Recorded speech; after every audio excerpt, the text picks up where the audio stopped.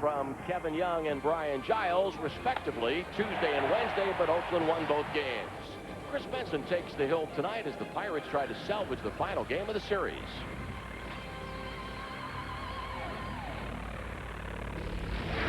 Tonight from PNC Park, it's Game 3 of the series, the Pirates against the Oakland Athletics.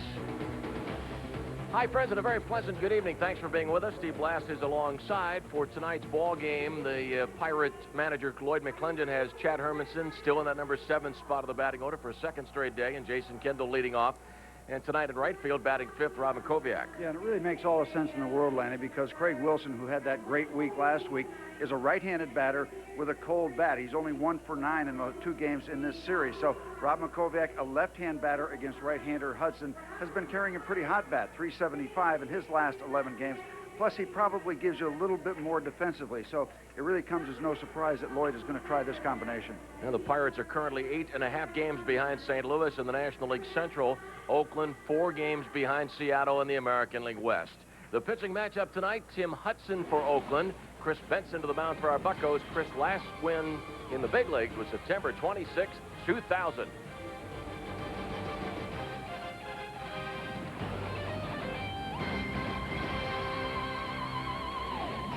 Pittsburgh Pirates baseball on Fox Sports Net is brought to you by Giant Eagle, the official supermarket of the Pittsburgh Pirates.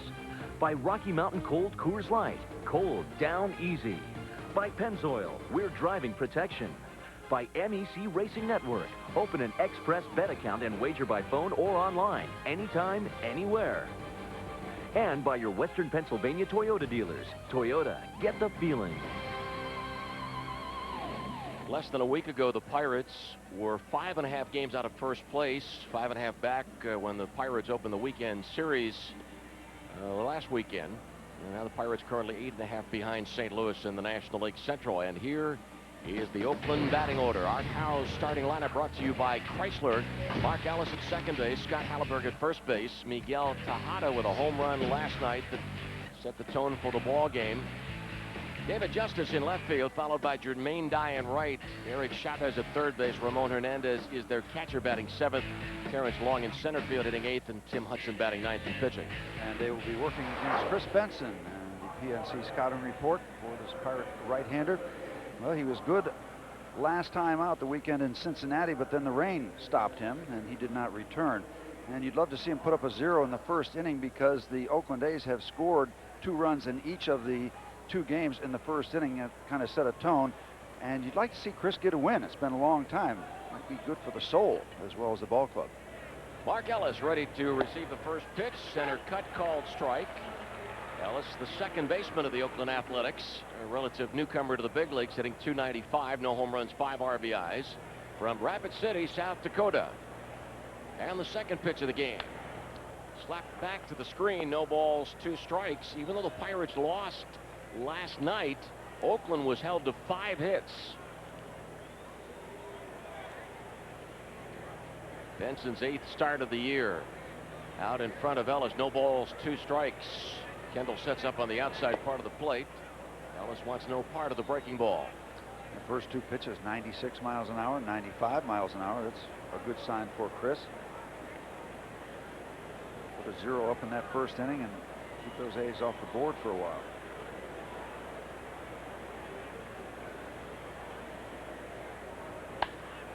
Base hit to right field, a pitch that was away, and Ellis able to get enough of the bat on the ball to lash it into right field. Let's check the Pirates defensively, brought to you by Hyundai. Pokey Reese, who won 2 Gold Gloves at second base for the Cincinnati Reds in 1999 and 2000, has committed only 1 error this year, and Pokey came up with a real spectacular play last night, ranging far to his left. Jack Wilson, the Pirates shortstop, Ramirez and Young on the corners of the infield, Giles, Hermanson, and Makoviak in the outfield, Kendall catching. Scott Hatteberg batting .266. Hatteberg has done an awful lot of work for Art Howe's ball club as the designated hitter. He's appeared in 41 games this year for Oakland as their DH. But here in a National League Park, no designated hitter. So Hatteberg got the start at first base Tuesday night and again tonight. Bill Hahn barking out that call strike. Behind the plate, Larry Young, Bill Miller, and Mike Van Vliet around the base paths. Pirates in a salvage operation again. They were in that mode over the weekend in Cincinnati, and Jimmy Anderson helped them salvage a game out of that series. He won tonight. Chris Benson was out in front of Mark Ellis. 1 ball and 2 strikes, and the count on Hatteberg is 1-2.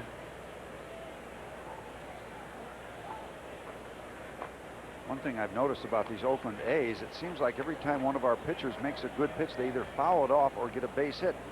They have done some very, very good work against good pitches. They've hit some good pitches.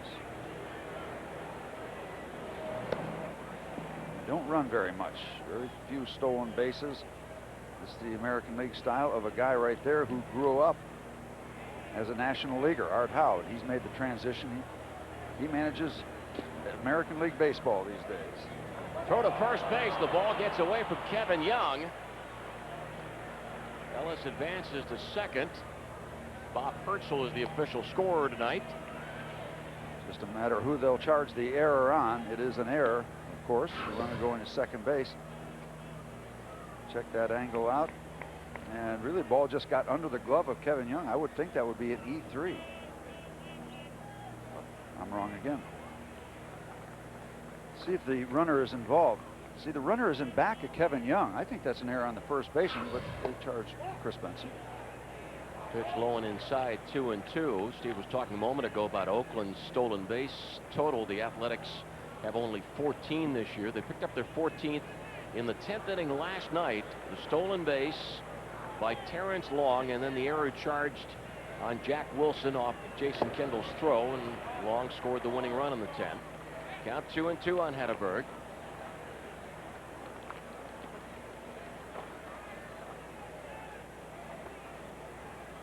So the first inning starts off with an error, as in the 10th inning when they did score that winning run. Not a good sign to give a good hitting team extra bases or extra outs, extra base in this particular instance. A full count on Hatteberg.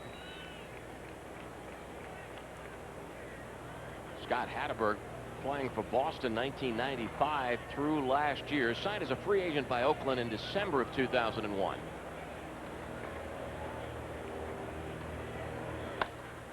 A base hit to center field. Ellis did not get a particularly good jump off second base. The throw in hits the backside of the mound. Takes a huge hop. There's no chance for Kevin Young to cut that ball off. The Athletics have runners at first and third, nobody out. And no need for Ron Washington, the third base coach, to risk anything in the first inning, because they are very much in business. First and third, nobody out. So it is going to take some kind of job by Chris Benson to keep them off the scoreboard in the first inning. And they're looking to do what they did in the first 2 games, get the early lead. Miguel Tejada homered in the first inning last night. He's a candidate to hit into a double play. He's done so 10 times this year, batting .295. The home run last evening is 14th of the year. And the Pirates would certainly make that deal right now, get a double play at the expense of 1 run. Strike call to the inside corner. For a decidedly Western Pennsylvania flavor to this series, with Bill Hahn, a member of the umpiring crew. Bill from Butler, Pennsylvania, and Art Howe, the manager of the Oakland A's from Shaler. Kenny Maka lives in Murraysville, came out of Gateway High School. Rick Peterson, the pitching coach of the Athletics, graduate of Mount Lebanon High School. No balls and 2 strikes. Third straight hitter that has been behind in the count to Chris Benson. But the first 2 hitters reached base as Ellis singled to right, Hatteberg singled to center. And a rough start to Chris Benson's 8th start of the year.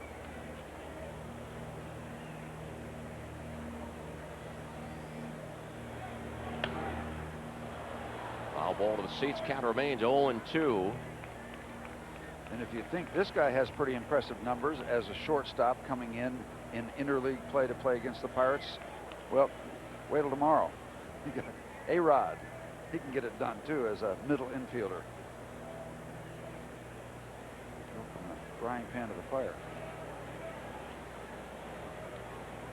Nobody out in the top of the first inning.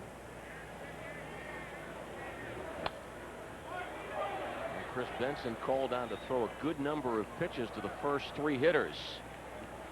Here's another case right there, too, of a good pitch being spoiled. And we were talking about it last night. You want your good pitches to result in swings and misses or outs. And when they spoil them, it's hard to go back to back to back consistently with good pitches, out type pitches.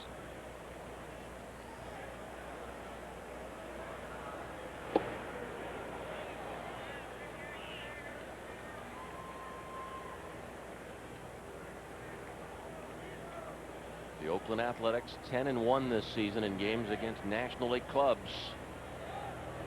And Oakland's going to Cincinnati this weekend.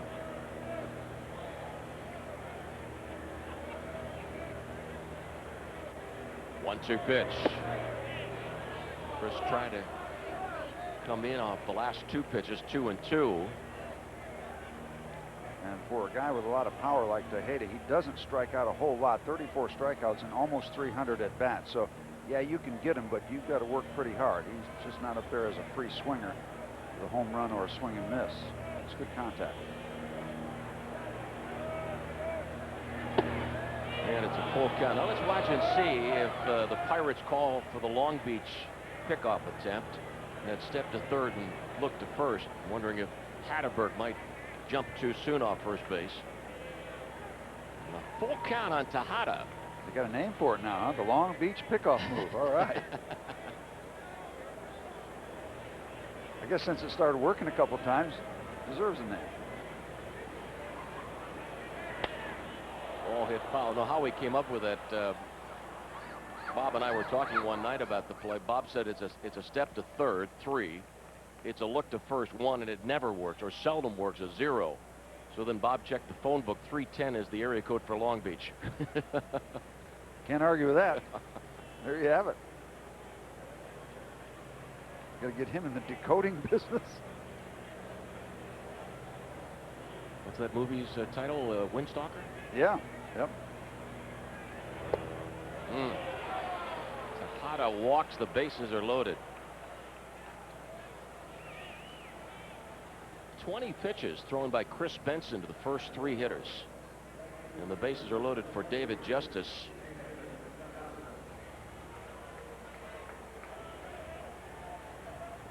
And I hate to be the bearer of this news to you, but we've had a couple of grand slams already today in Major League Baseball. Lance Berkman hit 1 in Houston's win over Milwaukee, 9-3, and Todd Hollandsworth hit a grand slam for the Colorado Rockies against the Yankees. Ball strike on David Justice. Justice has 4 home runs this year, 5 grand slams in his career, 13 lifetime regular season home runs against the Pirates.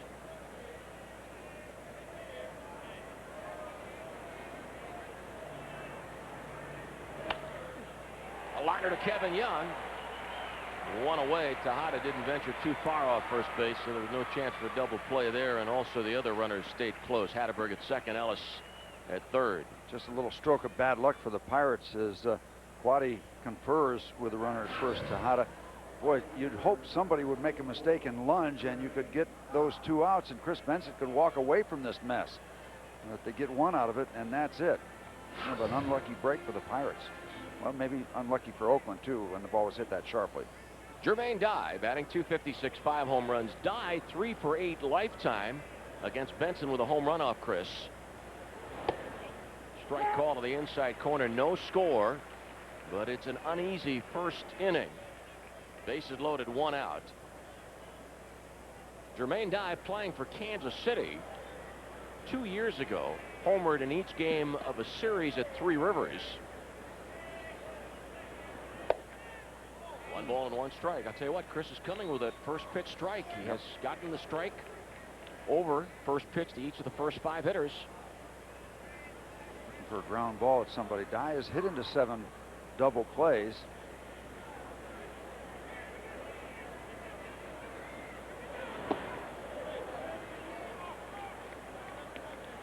One of the things, too, that Chris has shown a good fastball in the first inning, but Familiarity breeds disrespect. They have seen a lot of his fastballs, and the more pitches that you see as a major league hitter, I think the more comfortable you become.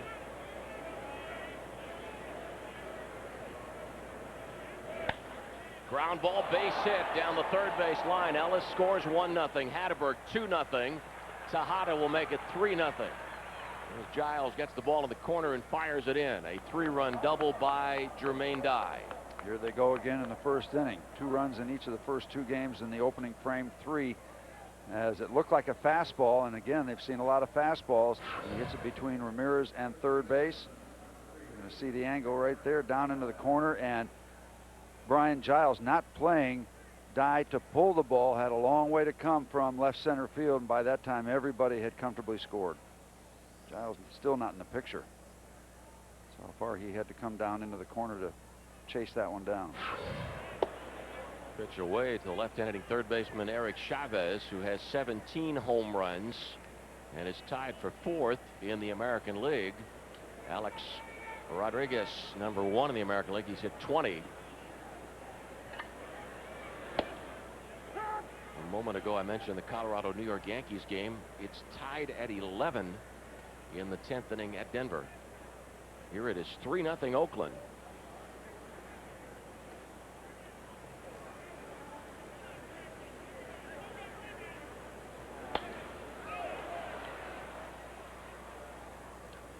Well, you're looking right now automatically at another bullpen situation for the Pirates, with Chris throwing this many pitches in the first inning. He's got to be at 30 or 30 plus at this point, still looking for the second out. So there will be action out in that section of this ballpark tonight. Now remains a ball and 2 strikes.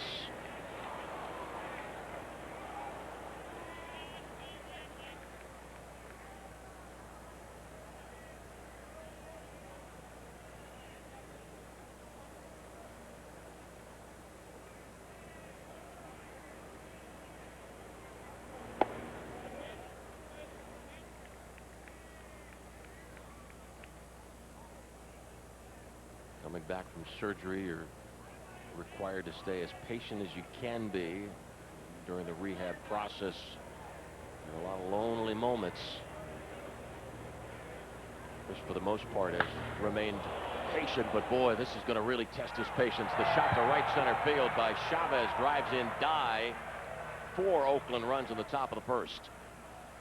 And there really hasn't been a ball routinely hit. Even the out off the bat of David Justice was a line shot right at Kevin Young, and they're going to have somebody start throwing right away. And what a discouraging start for Chris Benson and the Pirates. There's a fastball upstairs up in a very hittable zone, and Chavez does not miss it. And it's been Williams going out to the mound. And Sean Lowe, who was Steve's guest on Sports Beat, warming up in the bullpen. Eric Chavez, the fine-looking third baseman of the Oakland Athletics, was the 10th player selected in the 1996 draft. I'm sure many of you recall that the first player chosen that year in the country was Chris Benson. Also, a side note about the 1996 draft. The 1996 draft, Billy Koch was taken 4th that year by Toronto. Koch now the closer for Oakland, and Koch picked up his 16th save Tuesday night, got number 17 last night. Teammates on the Clemson team, Billy Koch and Chris Benson. What a staff that must have been. Both of those pitchers have gone under the knife for the Tommy John work on the elbow. Ramon Hernandez ready to bat. There's 1 out. Keep this in mind about Tim Hudson too. He can swing the bat. Even though he's an American League pitcher, he has the background that he has been a very good hitter through his development scholastically, and whenever he's had a chance to bat, which is rare.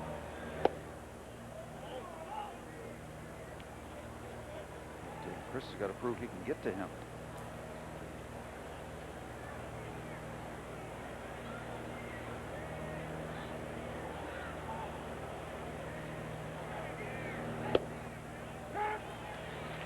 One ball, 2 strikes. Yeah, and there's one of the few non-fastballs that he's gotten into the strike zone. There's only a couple other breaking balls, they've been fouled off, taken. lot of heat thrown, a lot of fastballs, a lot of offense by the A's. Oakland 4, Pirates nothing. It seemed like every time I've looked up at the scoreboard tonight, the count's been 1 ball, 2 strikes. It's 1-2 on Hernandez.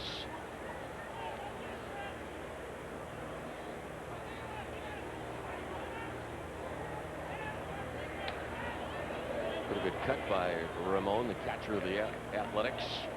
They don't have many bad cuts. This is a very aggressive hitting team. Gives you an idea why at least this ball club out of the American League West doesn't have to run, doesn't have to risk too much, doesn't have to gamble. Very aggressive batsman.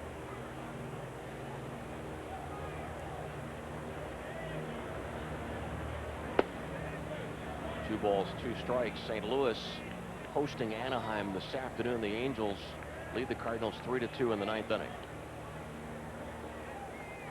Now with every pitch Chris is throwing, his outing is shortening. 38 pitches so far from Benson.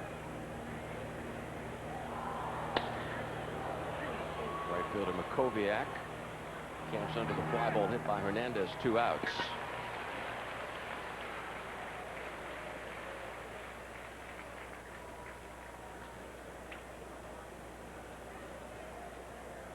Now Oakland's number 8 hitter Terrence Long. Well, Bill Hahn in very close, as if he was whispering into the ear of Jason Kendall. I don't know if it was a friendly conversation or whether Jason had been giving Bill some static.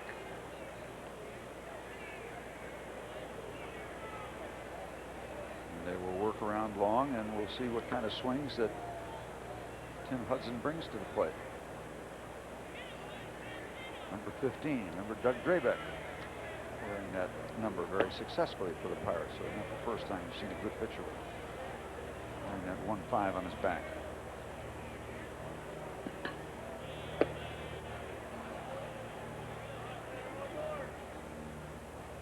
This will give the Athletics 2 men on base. There are 2 outs.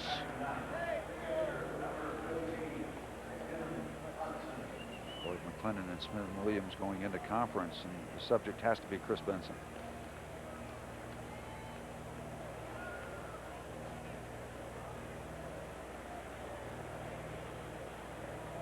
Jermaine Dye doubled in 3 runs, then Chavez doubled in 1. Fly ball hit by Hudson to center.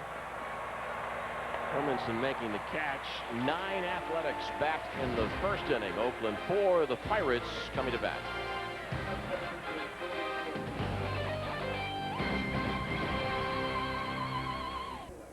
Nothing Oakland. Tim Hudson ready to face the Pirates in the bottom of the 1st inning. The Pirates batting order brought to you by Dodge. 2nd straight night that Jason Kendall's been in the leadoff spot. Jack Wilson at shortstop. Brian Giles a couple of hits last night, including a home run. Aramis Ramirez at 3rd base. Rob Makoviak celebrating his 26th birthday today. The Pirate right fielder. Kevin Young at 1st base, followed by Chad Hermanson, Pokey Reese, and Chris Benson. Tim Hudson with a career record of 53 wins and only 23 losses. That is a terrific percentage. He will be making his 16th start, and he has been very good recently. 5 earned runs in his last 4 starts. He's a guy that when we talk to the Oakland people that tell us he can get out of jams. He might give up a bunch of hits, but he is great in getting out of trouble, minimizing damage. And what an interleague fan. He's 6-1 against the National League. Kendall looks at ball 1. Tim Hudson won 11 games in '99, 20 games in 2000, 18 games last year.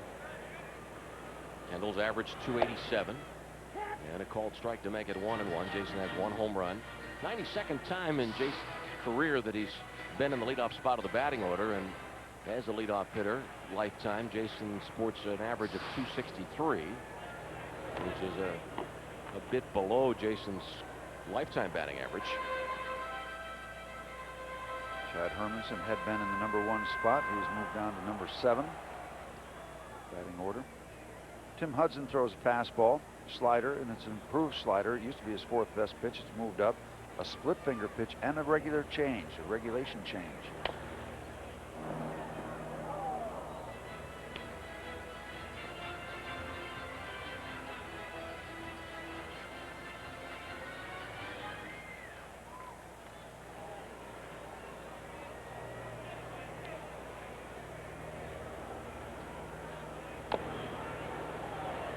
Pitch well in on Jason. Kendall started to swing the bat. Foul ball count remains at 1-2. The finals in from St. Louis. The Angels beat the Cardinals 3-2. A very emotional day in St. Louis. They estimated some 10,000 mourners filed past Jack Buck's casket near home plate earlier today.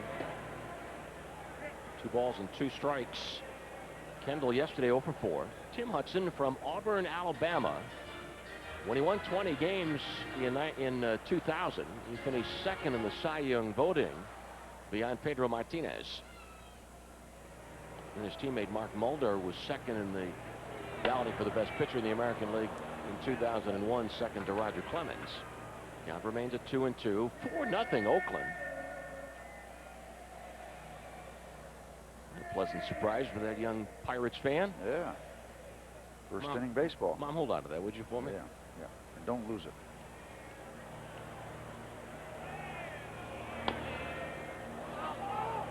Well, what an at bat for Jason.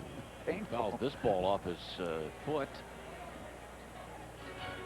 He's already got some issues with the home plate umpire. He almost got hit with a fastball earlier that he almost swung at, and now takes one off the puppies. Yeah, he's had an interesting time here early in this game.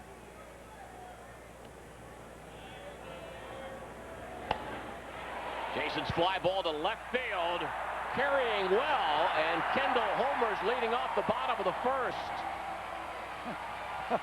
A very interesting evening for Jason Kendall. Looked like he went downstairs and got that ball and lifted it over the head of David Justice into the crowd. So there's a nice answer for that 4 spot the A's put up.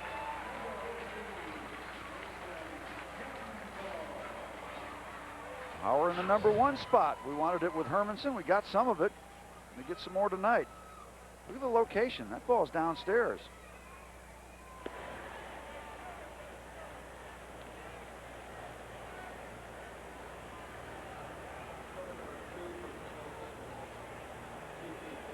Jason's first home run of the year was off Mike Morgan in Arizona a month and a half ago.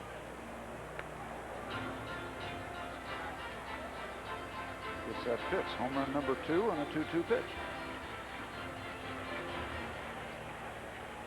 Jack batting .251. Strike call to the inside corner. No home runs, 13 RBIs.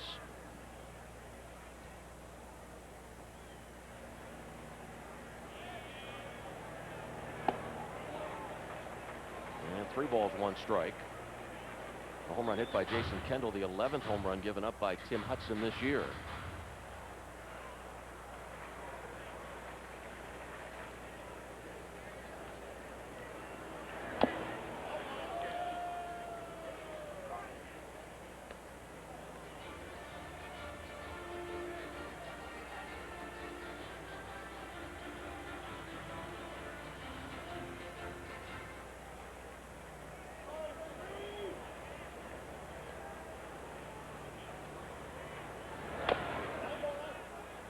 Foul ball on the Pirate leg.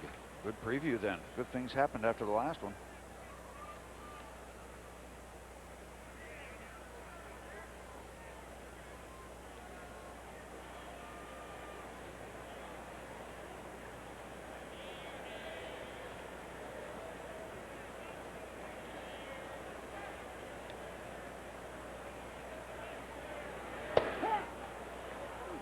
Wilson thought he had ball 4. The pitch caught the outside corner, according to Bill Hahn.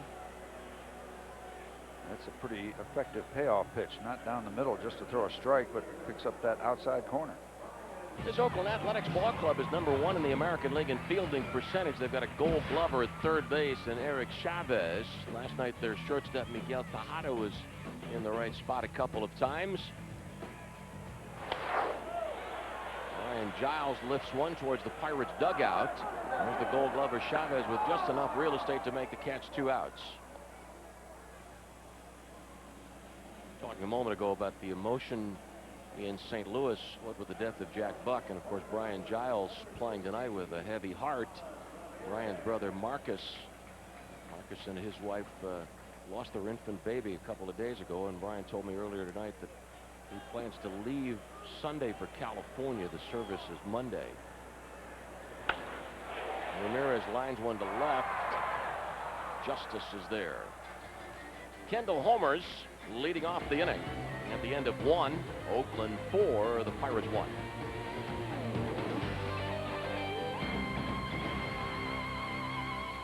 A half hour ago, Mark Ellis lined a 1-2 Chris Benson pitch into right field, and that was the start of an Oakland 4-run first. So here's Ellis ready to lead off the second. Chris Benson threw 44 pitches in the first inning. And he starts Ellis off with another strike. That was kind of the theme also, but there was a lot of mashing going on after that first pitch strike.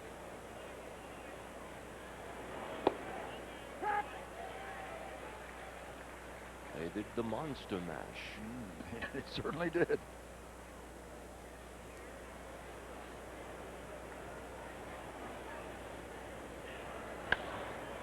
0-2 pitch into the air to center. That's better. 1 out of the second. Still see a little glare as Chad Hermanson kind of edged out, but he was able to get it. Best Damn Sports Show Periods All-Star Summer kicks off in 4 days. A month-long celebration with special guest Shaq, Barry Bonds, The Rock, and many more, plus scenes from Tom's bachelor party and Free TV's first Ultimate Fight. Huge stars, complete insanity. The Best Damn Sports Show Periods All-Star Summer later this month on Fox Sports Net. Says nothing there about Mark Vodanik's video collection, huh? It does say nothing. Nothing. That probably is going to be brought out as a surprise.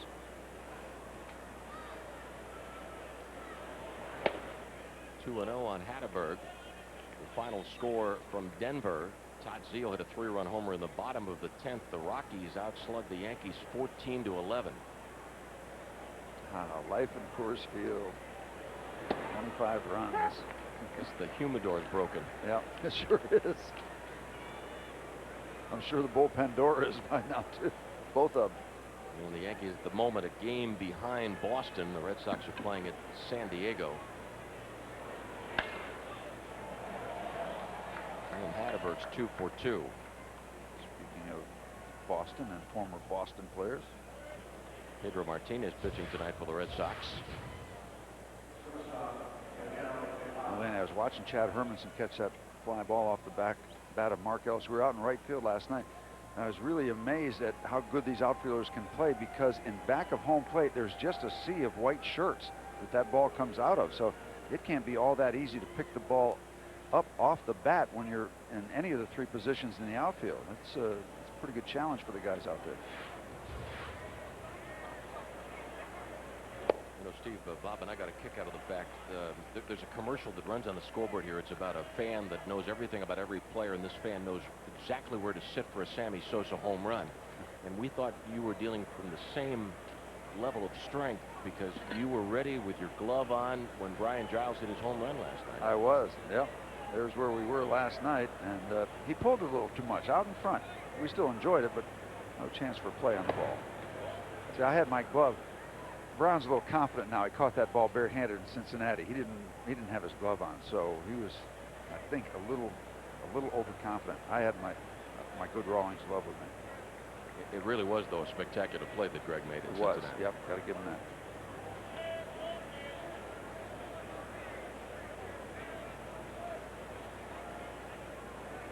By the way, I don't know if you know this or not, but President Bush declared that area in right center field a disaster area after you guys had been there last night. I don't blame him. I didn't know at one time while I was taking a bite out of another piece of pizza or my glove. They kept bringing this food up there. That is a very, very good picnic area, by the way. Right there, if we can freeze it right there.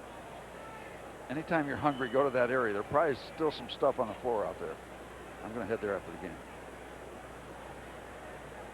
4-1 in favor of Oakland. Hey, how about the publicity the Looney's got in the Brian O'Neill story? Yeah, today? full column for Ross Morgan and the group. You'll know who they are by the bright yellow shirts, and they will be out in force a lot of the time. A lot of Pirate home games. Left field Moonies.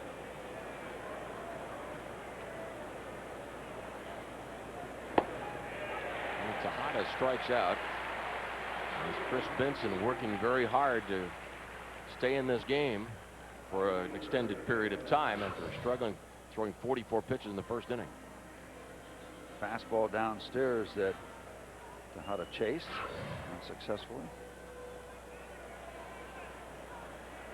Oakland 4, the Pirates 1. David Justice, 13 regular season home runs against the Pirates, 3 postseason home runs against the Bucks, including 2 home runs in Game 6 of the 1992 National League Championship Series. Both of the home runs off Tim Wakefield, but Timmy had the last laugh as the Pirates in Wakefield won Game 6 13-4.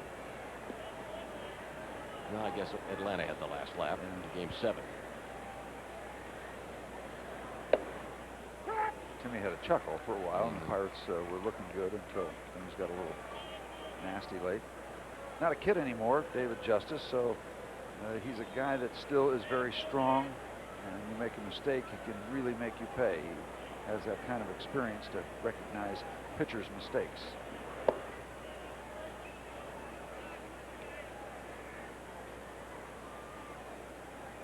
Two and one on David Justice, who has played for Atlanta, Cleveland, the Yankees, now Oakland, and for a week he was a member of the Mets organization during this past offseason.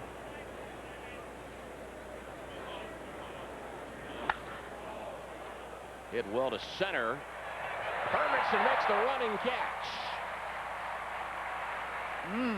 And that ball was lasered out there, but Chad was able to put the leather up and bring it back down. Looked like it might sail over his head, but it becomes the third out. Yeah, there it is. Still got ourselves a 4-1 ball game. Makoviak leading off the bottom of the second. Rob born on this day in 1976. Robin Hardy, Mingo Junction, the Giant Eagle contestant. 1 ball and 1 strike on Rob, whose average is .238, 8 home runs, 22 RBIs. He is a left-hand hitter, so the percentage being played by Lloyd McClendon, and then the lefty up against right-hander Tim Hudson. And he's had a pretty hot bat lately. Doing a good job in his last 10 dozen games. He's out there in place of Craig Wilson, whose bat has cooled considerably since his hot week. Center fielder Long making the catch, 1 out. Chris Benson threw 16 pitches in the second inning after tossing 44 in the opening frame. And this reminder, the Texas Rangers are here this weekend. All fans 12 and younger will receive a Kids Pierogi t-shirt courtesy of Mrs. T's Pierogies. Sunday's final game of the series starts at 1:35. For tickets, call 1-877-893-BUCKS or visit PittsburghPirates.com. Texas and the Pirates tomorrow night 7:05, Saturday night 7:05, and Sunday at 1:35. And if you think these guys swing the bat, where will the Rangers get here? On the infield, it is Hatteberg who makes the catch in front of the mound. 2 outs. Like a pitcher's conference. Everybody was around that mound. Texas beat the Cubs at Wrigley 7-4 today. How about Rafael Palmeiro? First time back in Wrigley Field since being traded by the Cubs in 1988, and Palmeiro homered in each of the 3 games at Wrigley. 3-game series. You know, he might be one of the real dominant home run hitters that you don't hear much about these days. I mean, he's got a bunch of career home runs, a bunch. 462 to be exact. Pitch inside to Hermanson. And Palmeiro's hit 437 of his 462 since leaving the Windy City.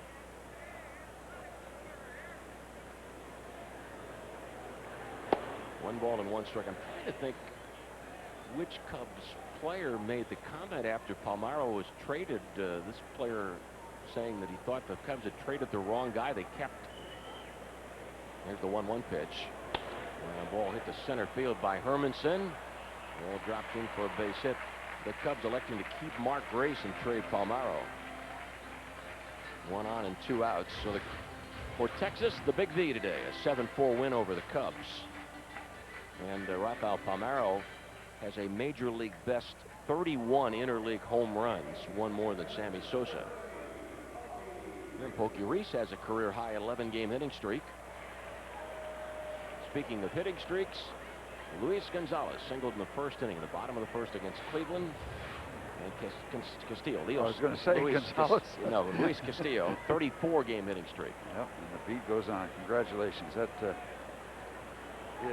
it's hard to imagine the pressure that continually builds as that number increases. Up over 20, then up over 30.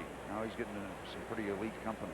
Major league record for the longest hitting streak by a second baseman, surpassing the mark that had been established by Rogers Hornsby.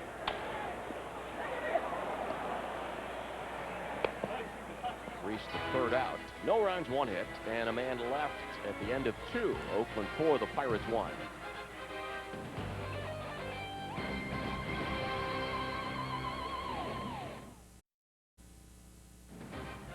Pittsburgh Pirates baseball on Fox Sports Net is brought to you by Dodge. Get somewhere. Grab life by the horns. Dodge.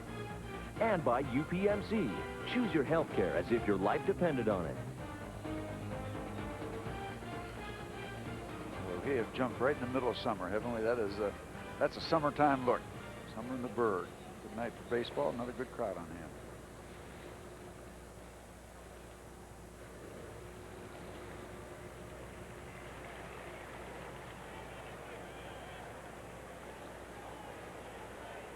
Jermaine Dye starts the third.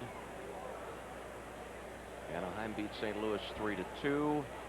David Eckstein 3 hits, scored 2 runs. At the moment, the Cardinals are a game and a half in front of the Reds in the National League Central. Seattle leads Cincinnati 1-0 in the third at Synergy.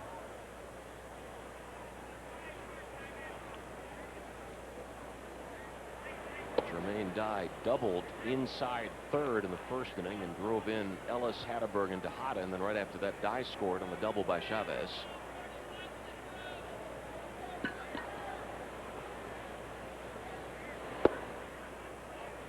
Art Howe, the former Pirate, the manager of the Oakland Athletics. In 2000, Oakland won the American League West, then lost the division series to the Yankees in 5, and last year, even though Oakland won 102 games, they finished 14 games back of Seattle. The Athletics is the wild card team in the division series against the Yankees. Oakland won games 1 and 2 at Yankee Stadium, but then Artie's ball club lost games 3 and 4 at home and lost game 5 in New York.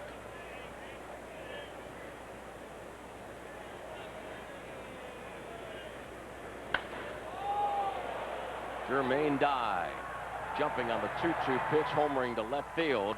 It is 5-1 Oakland. And Jermaine Dye is now 5 for 10 lifetime against Chris Benson.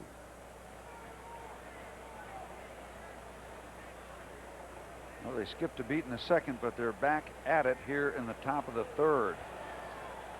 Home run number 5 given up by Chris, and just a courtesy look by Brian Giles.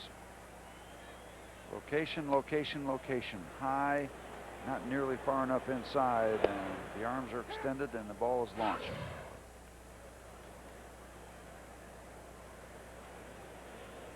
Oakland second in the major leagues in home runs. As a team, they've hit 94.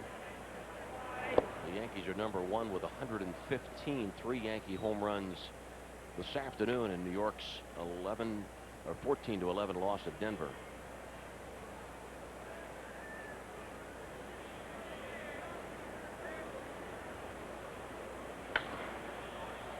Fly ball to left. And Chavez the first out of the third inning. Oakland 5, the Pirates 1. And this invitation for you, friends, to join Guy and Rob after the game for Pittsburgh Sports Tonight. Former Pirate slugger Bobby Bonilla was in town this week. Guy Junker will be talking to Monroe native and A's bench coach Kenny Maka.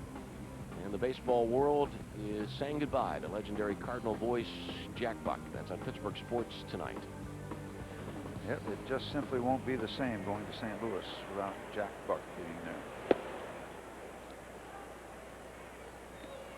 I was so pleased that Shelley Anderson made it a point to call Kent Biggerstaff, the head trainer of the Pirates. Kent, who grew up in Wood River, Illinois, just across the river, across the Mississippi from St. Louis.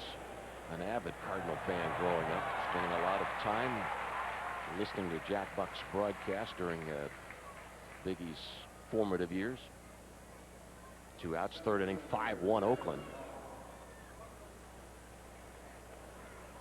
Chris getting the ball up, obviously. I guess you can look at the numbers and what's on the scoreboard to tell that, but even the outs, a lot of fly balls, 6 recorded by Pirate outfielders so far. That's too much business upstairs.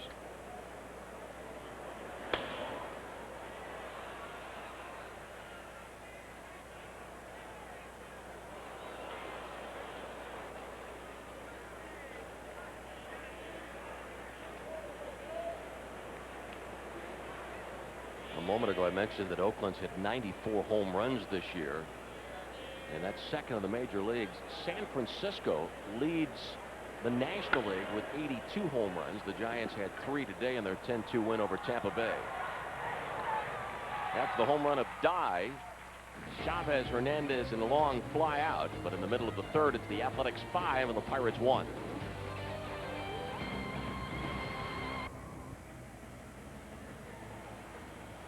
Getting set for the bottom of the 3rd, Chris Benson is going to lead off. Chris, through the first 3 innings, has given up 5 runs on 6 hits. Buccos trail 5-1. Benson this year is 2 for 8.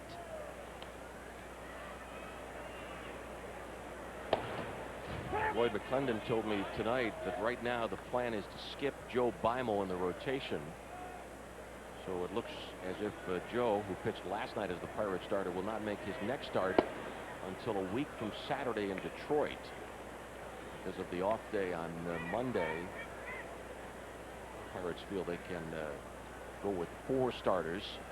They'll figure to see Joe Beimel pitch in relief until Sunday, maybe Saturday, if needed. And Benson down on 3 pitches. Second strikeout recorded by Tim Hudson. Yeah, not all that bad, the work of Joe Beimel last night. 5 innings, a couple runs, only 4 hits given up. The off days come into play, and Pirates will have looked at 3 of them in pretty close order over the last couple weeks. So because Joe is being skipped in the rotation, we've got Kip Wells, Jimmy Anderson, and Josh Fogg this weekend against Texas. And then Chris Benson slated to come back Tuesday against Montreal.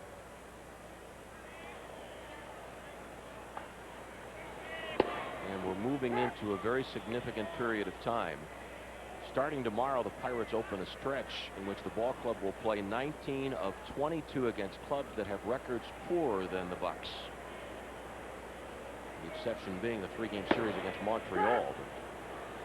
Texas this weekend, a trip to Detroit for the final weekend of June. Games against the Brewers and Astros before the All-Star break. Also games against Milwaukee and Houston after the break, right after the break. Kendall homered in the 1st. No balls, 2 strikes. Jason Kendall's home run leading off the bottom of the 1st after Oakland had scored 4 runs in the top of the 1st inning.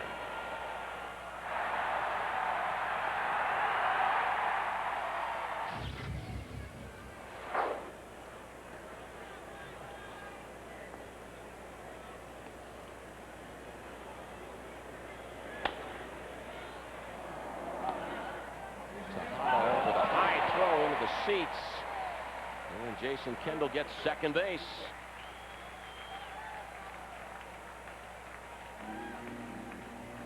Looks like it's going to be pretty routine, but he catches a flyer across the infield.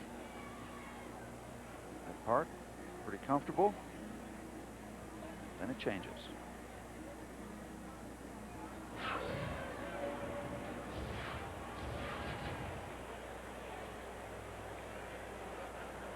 Oakland 5, the Pirates 1, 3rd inning. Start eating into that lead. Playing catch-up baseball is never easy. Pirates have a chance to get a notch closer.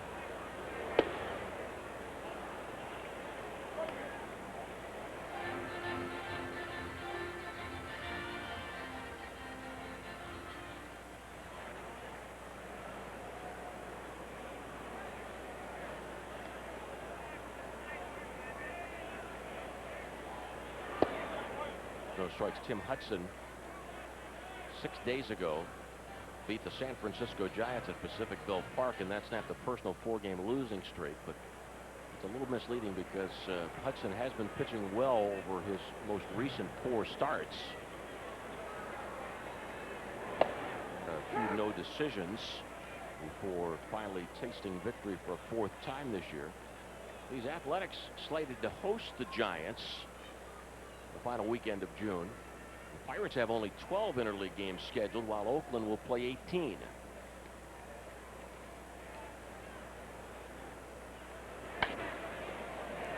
Frattere with a backhanded stop, teaming with Hudson. Kendall goes to third, 2 outs.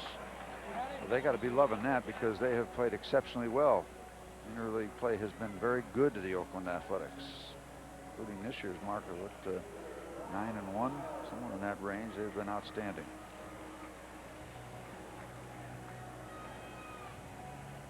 Friends, if you'd like to contact the Fox Sports broadcast booth or our production team, you can do so by logging on to foxsports.com on Lycos keyword Pirates booth. Brian Giles hitting his 17th home run of the year last night. Brian has hit 128 home runs as a Bucco. He's tied for 9th on the all-time franchise list, tied with Richie Hebner. Al Oliver is 8th on the list with 135. And this is only Brian's 4th year as a Pirate.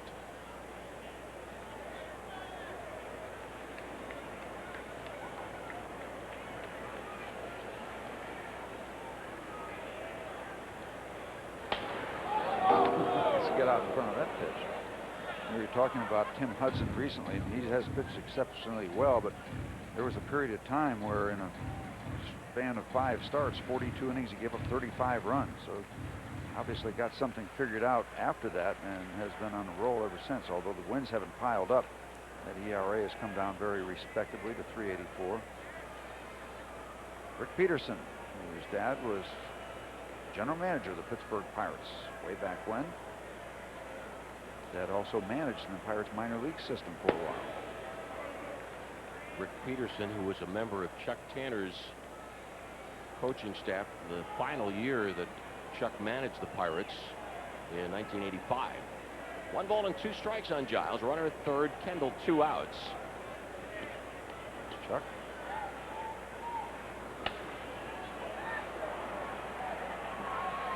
Giles grounds out, and the Pirates unable to force Oakland to pay for the error of their shortstop Tejada. After 3, Oakland 5, the Pirates 1.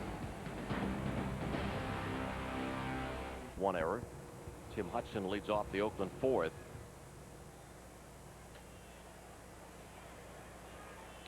Now, a little face painting going on at the ballpark tonight. The Bucco colors.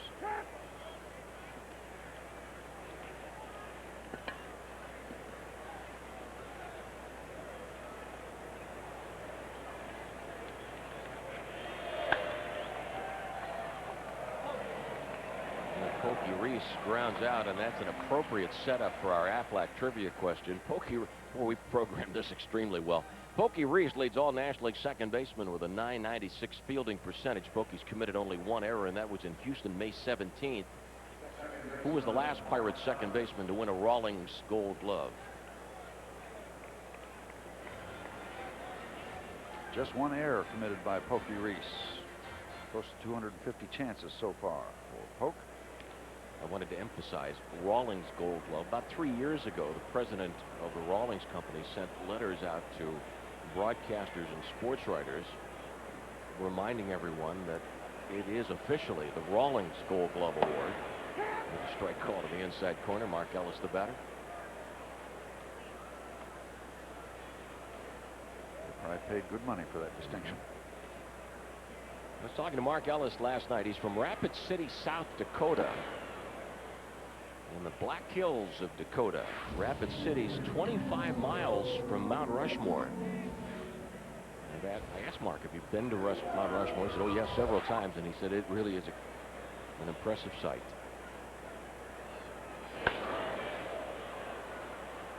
Now, have you been there? I'm surprised that you have not. That's got to be on your list someday. Certainly is. 2 outs in the 4th. Update on the Orioles and Diamondbacks. It's Baltimore 1, Arizona nothing in the 7th inning at Phoenix. Randy Johnson trailing 1-0 in that ball game as Johnson gave up a leadoff home run to Melvin Mora.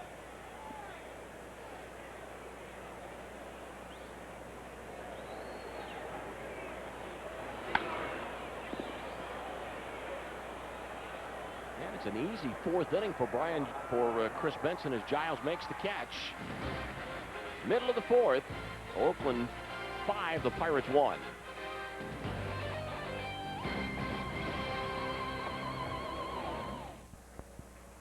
Oakland, bottom of the 4th inning. Ramirez, Makoviak, and Young against Tim Hudson.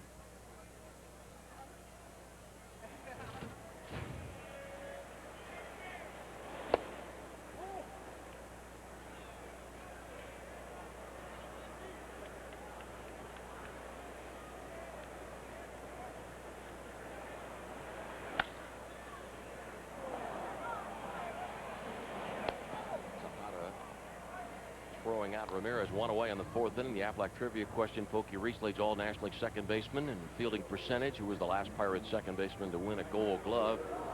Go back 10 years to 1992, and Jose Lind. And before that, Bill Mazeroski won 8. Chico. So the only 4 Pirate infielders to win Gold Glove: Mazeroski, Jose Lind, Gene Alley, and Jay Bell.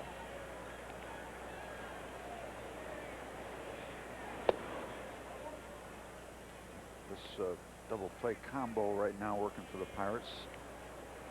Pokey Reese and Jack Wilson. They can get some pretty fancy stuff done. Well, back in the days of Bill Mazeroski and Gene Alley, they got some pretty fancy things done.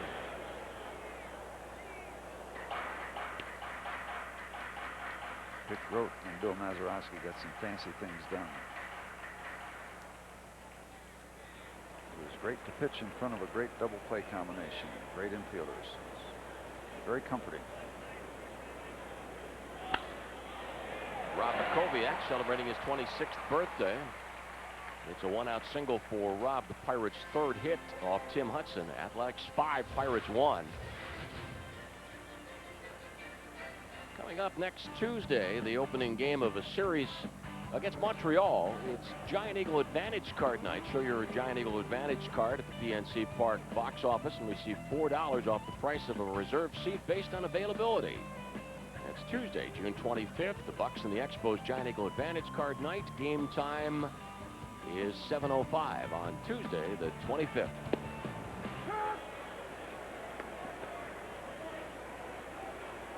Now, are you going to be bringing out the card for birthdays tonight? Will that come a little bit later on? Because the reason I mentioned that, I just saw a name flashed up on the message board between the innings. And I was wondering if you might have that on your list. No, I don't think so. Joanna Littlefield. Dave Littlefield's that wife, right? celebrating her birthday. Just saw it up on the boards. Add that to the file. Celebrating here on the 20th of June. There's my 4x6 card for the 20th of June. See what kind of company she's in.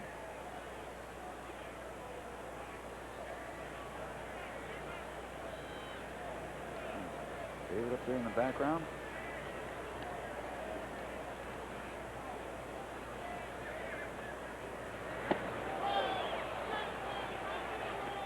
Kevin, the 2nd out of the 4th inning.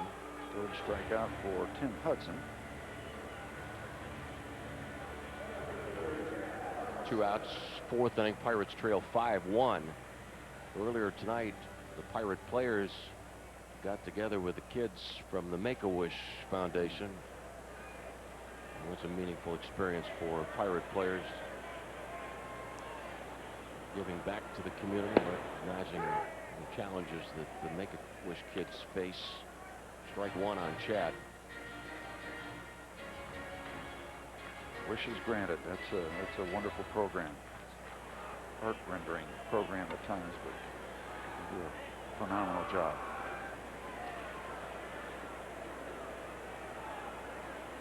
Koviak at first, 2 outs.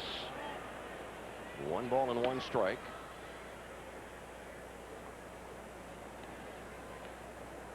Seattle holding on to a 1-0 lead at Cincinnati in the 5th. Here it's Oakland 5, the Pirates 1 in the first inning. Oakland scored 4 runs off Chris Benson. Jermaine Dye had a 3-run double, followed immediately by Eric Chavez's run-producing 2-base hit. Chavez throws out Hermanson.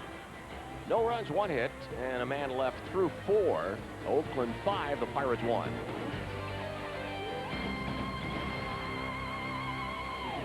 This copyrighted telecast, presented by authority of the Pirates, may not be reproduced or retransmitted in any form without the express written consent of the Pirates. Unfortunately, while we were away in the commercial break, we had our second Pirate home run of the night. Alexis Bannister, Jeff Bannister's daughter, just hit a home run on the field that's located in the right field corner of PNC Park. I think it feels a little faster than the one the guys are playing on.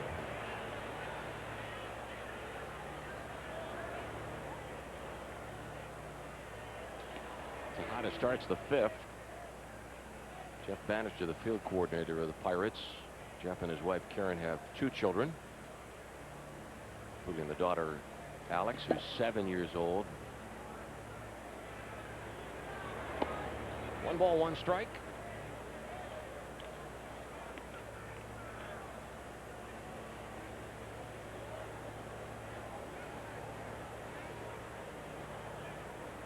Chris Benson has settled it down as he works here in the 5th inning. Just 1 run since that bombs away first inning.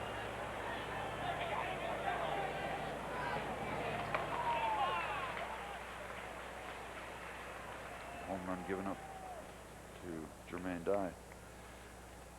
It's the show that's changing the face of sports television, the best damn sports show, period. Tonight, NASCAR driver Sterling Marlin drops by to tell our guys if he can win his first ever Winston Cup title. Plus, Red Sox pitcher Derek Lowe stops by to talk about his and Boston's amazing season.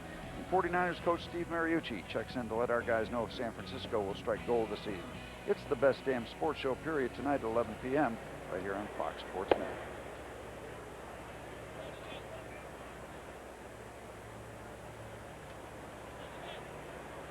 David Justice spending about 4 weeks on the disabled list this year, May 8th through June 4th, the groin strain. Well, 2 balls and no strikes. Looking out for the Pirate bullpen to see if anybody would start to loosen up. Chris Benson is due to hit second in the bottom of the 5th, and that pitch count is way up there by this point, although he has settled it down since the 44 thrown in the first inning. Pirates trailing by 4. We'll see how that plays out as we go along here in the 5th. This is 85th pitch about to be thrown.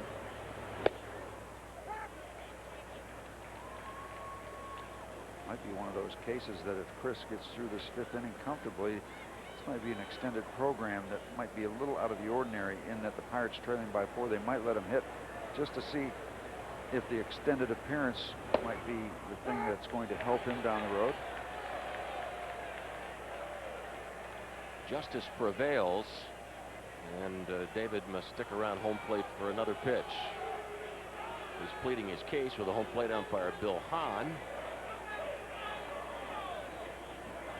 And as we made that note about Chris Benson, Sven Williams tells him to get going out there. So going to use pinch hit. Second walk issued by Benson, a third walk rather. The walk to Tejada in the first, and also an intentional walk to Long in that opening frame.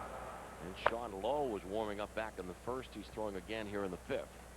Yeah, I asked Sean in our conversation earlier, I said, do you want to get back in the starting rotation? He said, not yet. He says, I haven't been throwing well enough to be considered for that. I've got to get my act straightened out in any opportunities I get in the bullpen. So he's got a pretty realistic outlook on what he's doing and what it's going to take for him to even consider heading in that direction. Yeah, the more you talk to, the more you get the feeling that Sean Lowe's got both feet pretty solidly on the ground. Sean, one of the 3 Musketeers, along with Josh Fogg and Kip Wells.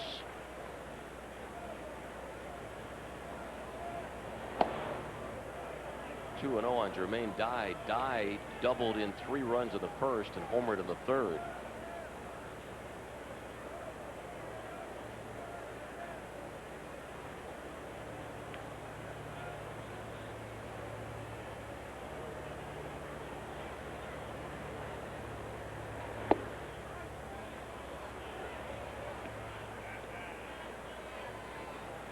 3-0 now to Jermaine Dye. You mustn't assume that he's taking. Perfect opportunity for a green light. They're already comfortably ahead by 4 runs.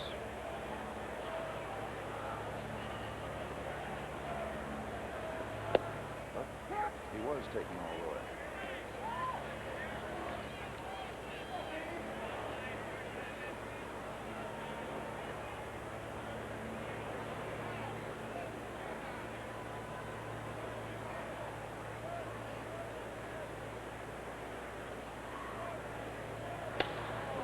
On the 3-1 pitch, it's lined in left field by Dye, who now needs only a triple to hit for the cycle. 2 men on, 1 out, and Jermaine Dye 3 for 3 tonight against Benson, and 6 for 11 lifetime against Chris.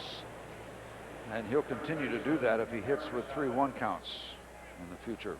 It's a hitter's dream. And that'll be all for Chris Benson. Lloyd McClendon coming out to give the changes to Bill Hahn, the home plate umpire. Benson works 4 1/3 innings. Oakland 5, the Pirates 1. Adrian Brown is also coming into the ball game along with Sean Lowe.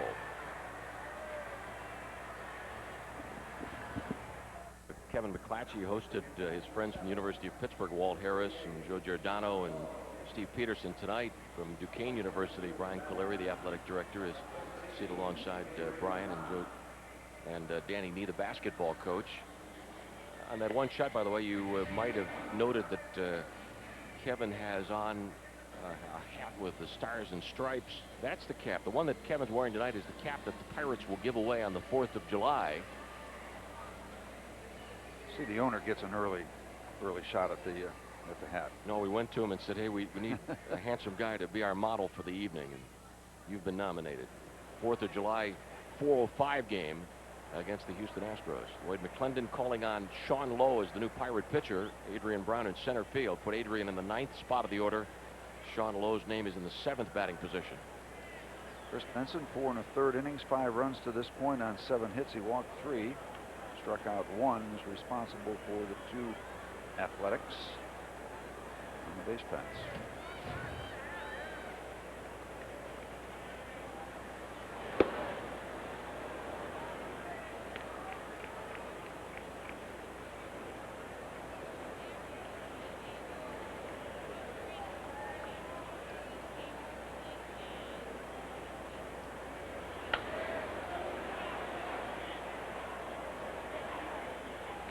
Ball and 1 strike. Oakland 5, the Pirates 1. There's 1 out. David Justice at second base walked. Jermaine Dye singled.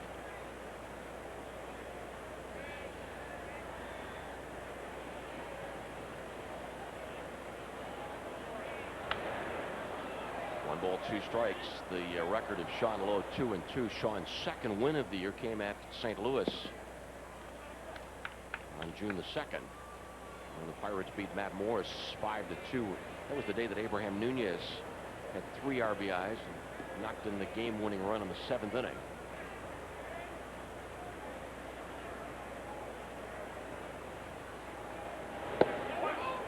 Two outs. Oh, good start for Sean Lowe's evening.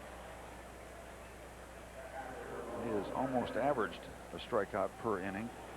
Look at Josias Manzanillo, and keep wondering if we're getting closer and closer to having Josias sent out for rehab work. I understand that we are, Steve. Josias threw a sideline today, and it went very well, according to Kent Biggerstaff, Pirates head trainer. Biggie alongside Mike Sandoval, one of Kent's assistants.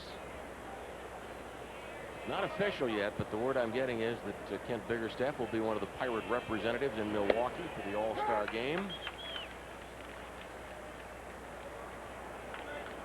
Nice experience for the Pirates head trainer. How about that? He's going to pass up my golf tournament to go to the All-Star game. Already messed up. Did he turn on you?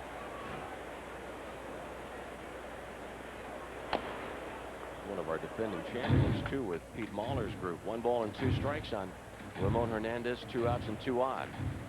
Now, do you guys team up on the road golf events? Is it you and Biggie against Burden and McClendon? Or yes, that's the match. Yes. Has it been financially beneficial this year? I can't say. You can't say that. It would be boasting if I did. I see. Okay, we won't pursue that then. We won't let anybody know how it's gone so far.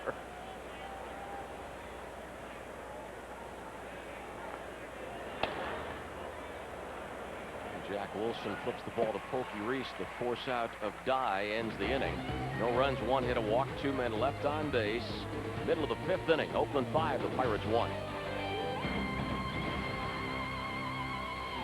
A beautiful Thursday night in Pittsburgh. And ready for the bottom of the 5th inning. Pokey Reese to lead off. James Fannin in Ridgeway, Pennsylvania. Denny Heindel territory. Best wishes to Denny and Rose.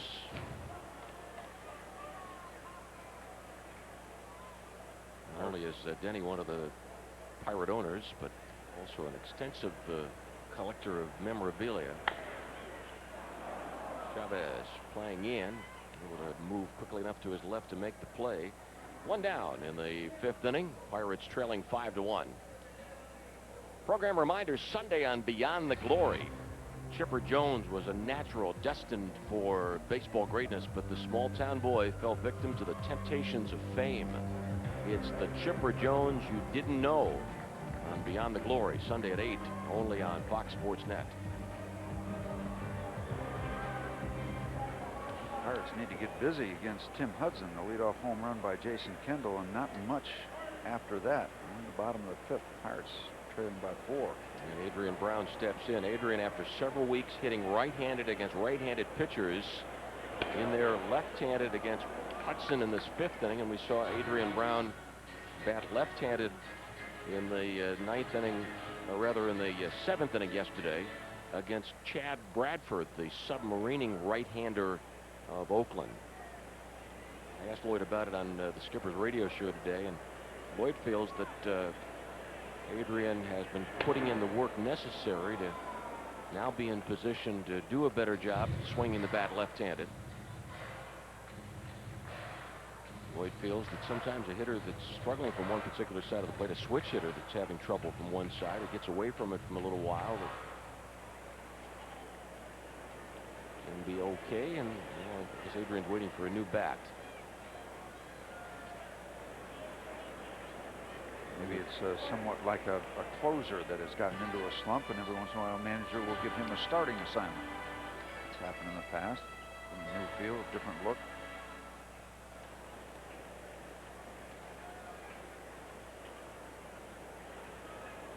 One out, 5th inning. Hudson allowing only 3 hits. The Athletics in front 5-1. No balls, 2 strikes. Oakland in 3rd place, 4 games behind the division leading Mariners and a game behind 2nd place Anaheim at the start of the day. But Anaheim beats St. Louis at Busch Stadium this afternoon 3-2. Cardinals winning streak stopped at 5. The Angels had lost 4 in a row before today's 3-2 win. 1 ball and 2 strikes, and it's Seattle 3, Cincinnati nothing in the 6th at Synergy.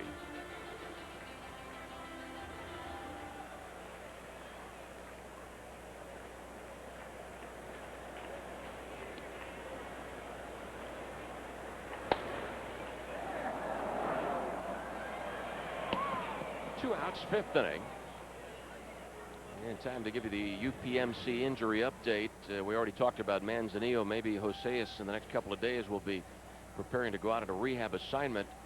Armando Rios has the calf injury, though Rios went on the DL because of the knee problem. And according to Biggie, Armando Rios coming along very slowly, not close at all. The calf injury suffered by Armando while playing for Altoona on a rehab assignment. And for Ryan Vogelsong, I want to mention this. Ryan Vogelsong has pitched twice already in Florida in morning games down in Bradenton. And it looks like Ryan will pitch on Sunday 4 innings, and then in about 8 days he'll pitch 5 innings. And if everything goes well in his next 2 pitching assignments in Florida, he could be looking at a rehab start, an official rehab assignment. Good news. That's certainly a step along the way up the ladder.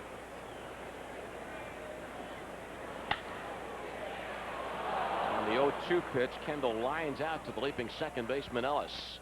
Through 5, Tim Hudson and the Oakland Athletics in front of our Pirates 5-1.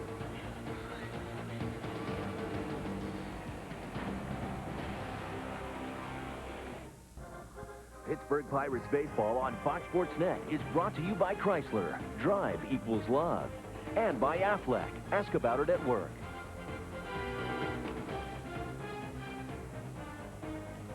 Top of the 6th inning, Terrence Long ready to lead off. Then it would be pitcher Tim Hudson. Sean Lowe came on in the 5th inning and retired the 2 batters that he faced.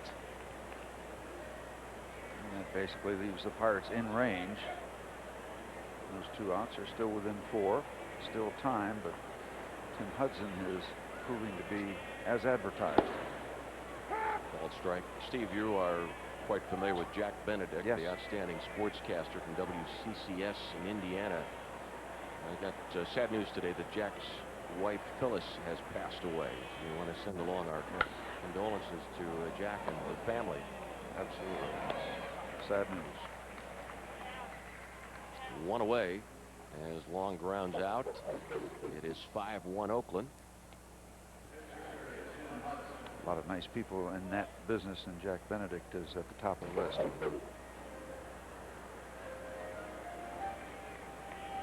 Jack Benedict and Ray Goss, 2 talented guys from Indiana, 2 great sportscasters.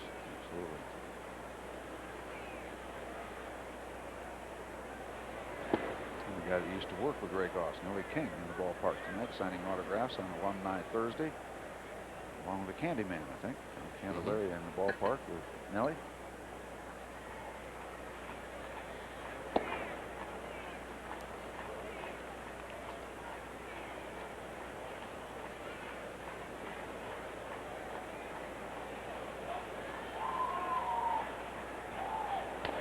Kind of a reunion in the manager's office in the visiting clubhouse tonight with John Candelaria, Kenny Maka, and Art Howe.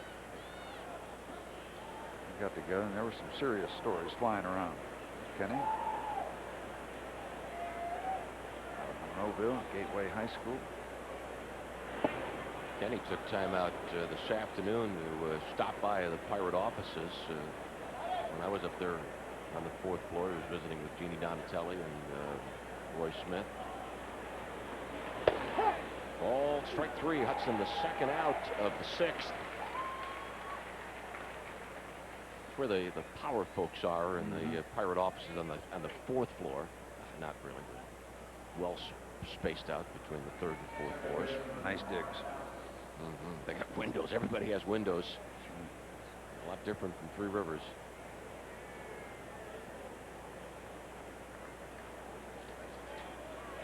Nice work from Sean Lowe so far. 4 up, 4 down, a couple strikeouts. Trying to keep the Pirates in range. He's had the Steve Blass magical touch tonight. He here with Steve on a pregame show. That's magical. That is purely magic. Well, we're showing about draft time. Major League teams making their draft, and then they try to sign people. That's 2 different projects. Sean Lowe has faced 5 up, 5 down. Now down to the bottom of the 6th. The Pirates have work to do, trailing by 4. 5-1 the score in favor of Oakland here in Pittsburgh, and it is 5-1 Arizona over Baltimore in the 9th inning in Phoenix. Jack Wilson leading off. 1 down, bottom of the 6th. Before Brian Giles steps in, a Coors Light what's on tap note. Tomorrow night, Alex Rodriguez and the Texas Rangers coming into PNC Park. Game time 7:05. Kip Wells against the gambler Kenny Rogers, and we'll be on the air at 7 o'clock with coverage. So you got Kenny Rogers, the first edition, against Kip Wells. Was it Mary Wells of the Supremes? You got a musical fiction against the Supremes.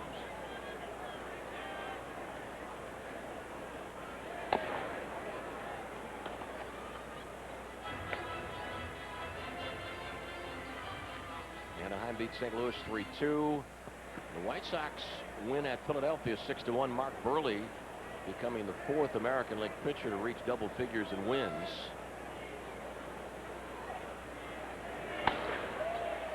Giants fly ball to right center field.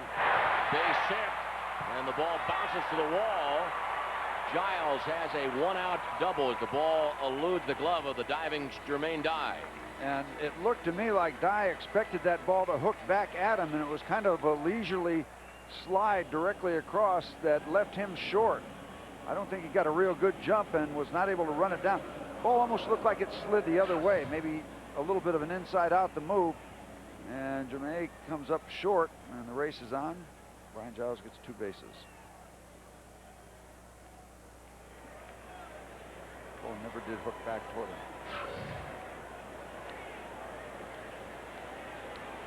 Aramis Ramirez in the 4th spot of the batting order as Giles moved up from 4 to 3 when Kendall was elevated from 3 to 1. Makoviak on deck. The Giles double, only the 4th Pirate hit of the night. Oakland 5, the Pirates 1. The Athletics scored 4 runs in the 1st inning. Base hit by Ramirez. Giles scores. Now 5-2 Oakland. Ramirez gets his 22nd RBI of the year. Certainly does help. Now will we see a pinch runner? I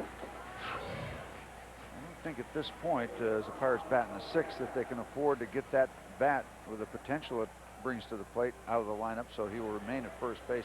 Ball dies on the grass. It's going to be a 1-out or 1 RBI single. No chance for 2 bases for Aramis and his ankle.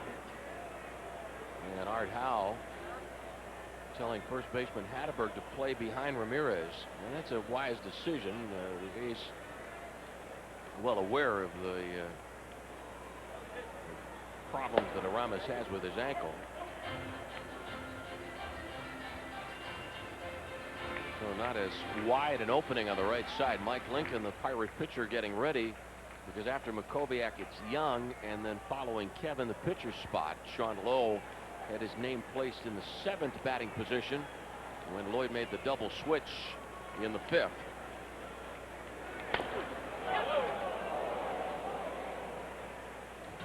Was Clip Mike Quaddy, first base coach of the Athletics. So spent some time in the Pirates organization.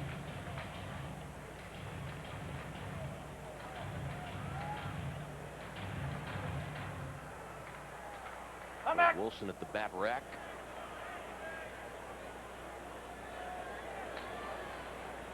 Double by Giles. RBI single from Ramirez. Oakland 5, the Pirates 2.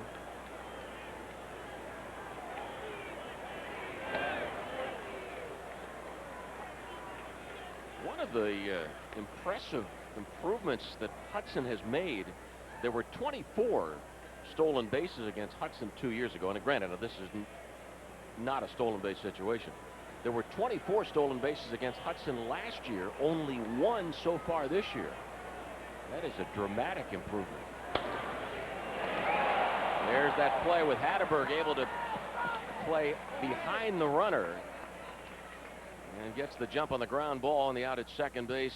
Hatteberg teaming with Tejada, 2 outs. Yep, got a much better angle on the ball, not necessarily an angle, but more time to make his move and measure that ground ball. If he's playing anchored at first base, now that's base hit. Art Howe pushes the right button, gets the 2nd out here in the bottom of the 6th.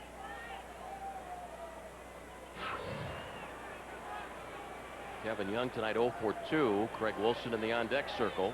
Oakland 5, Pirates 2.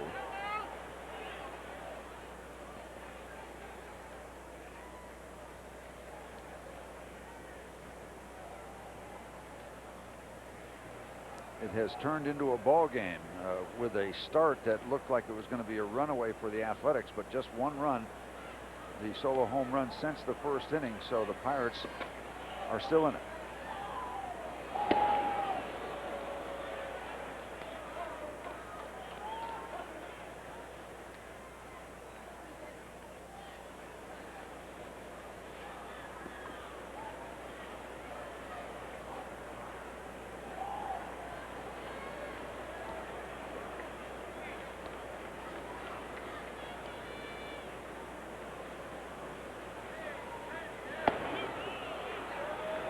All of a sudden, Tim Hudson reaches back and gets it to home plate 93 miles an hour. He'll throw a bunch of different pitches at you with that fastball, the slider, the changeup, and the splitter, but when he comes back to that fastball after showing you some other pitches at 93 miles an hour upstairs, kind of hard to catch up to. Runner at first, 2 outs, breaking ball away, 1-2. The New York Mets hosting Minnesota tonight. Steve Traxel pitching a perfect game through 6 innings. The Mets and Twins are scoreless in the 6th.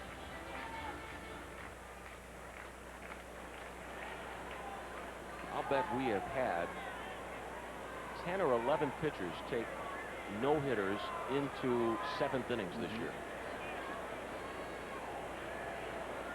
He's come away with what, just one? Derek Lowe drove in. Sean Estes, Odalis Perez, Pedro Estacio, Ted Lilly, John Thompson, Damian Moss, Jason Schmidt and Ryan Jensen together, Vicente Padilla. The Derek Lowe no-hitter was at Fenway against Tampa Bay, April 27. 3-2 on Kevin Young, 2 outs. The Pirates have scored a run. Oakland's lead is 5-2, and Hatteberg once again told by the dugout, back off. Now that it's 3-2 on Kevin Young. A pitch of importance for Tim Hudson and Kevin Young and the Pirates. Runner goes, Makoviak on the move, and Rob's got to come back. Did we see that John Thompson attempt up close? Is that the Rockies starter? Yeah. Yes, no-hitter for 6 1/3 innings. Yeah. Armando Rios broke it up. Thompson pitched just 7 innings in that game, but got the win. Colorado prevailed 7-2. Matt Clement had a no-hitter through 6 innings here at PNC Park on May 28th when Giles led off the 7th with a single, and Matt Clement pitched a 2-hit shutout. Kovac on the move again. Kevin Young strikes out. The Pirates pick up a run on 2 hits. Through 6, Oakland 5, the Pirates 2.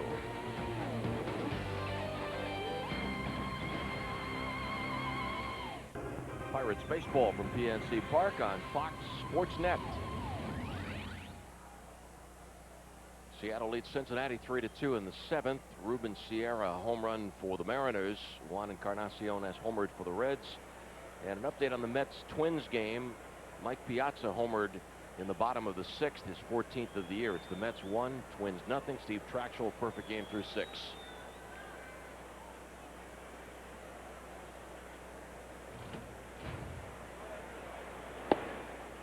Almost seemed like he was perfect that game he pitched the Pirates last series in New York last year. He was very effective, got it done impressively against the Pirates in a very short amount of time.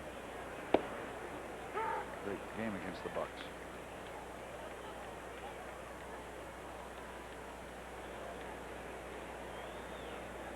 Sean Lowe pitching the 7th. We did not get down to the pitcher's slot in the bottom of the 6th. Chris Benson worked 4 1/3 innings, gave up 5 runs, all earned. Chris touched up for 4 runs in the 1st inning, and then gave up a home run to Jermaine Dasola, home run in the 3rd. And then Hatteberg is 3 for 4. The Montreal Expos will be here next week, and the middle game of the series Wednesday night, June 26th. Help us celebrate Jason Kendall's birthday. It's Jason Kendall bobblehead doll night. All fans will receive a Jason Kendall bobblehead doll courtesy of Pepsi. Call 1-877-893-BUCKS or log on to PittsburghPirates.com. The Pirates and Expos Tuesday and Wednesday nights of next week, and then Thursday afternoon. We'll be in Detroit for 3 and then come back home after that short trip to the Motor City. And Miguel Tejada walked. A whole lot of Bucco baseball during this stretch. At one point it was 16 out of 19. And as I pointed out earlier, starting tomorrow, the Pirates will be looking at a schedule that has the Pirates playing 19 of 22 games against clubs that have records poorer than theirs. So if the Pirates are to make some kind of statement in the middle part of this 2002 season, there's the opportunity.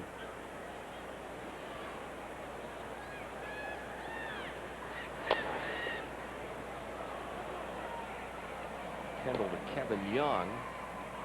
Tejada's out. Hatteberg advances to second. Seventh inning, 5-2 Oakland.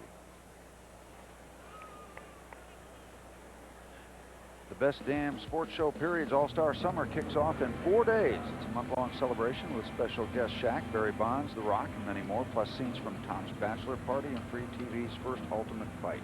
Huge stars, complete insanity. The Best Damn Sports Show Period's All-Star Summer, later this month on Fox Sports Net.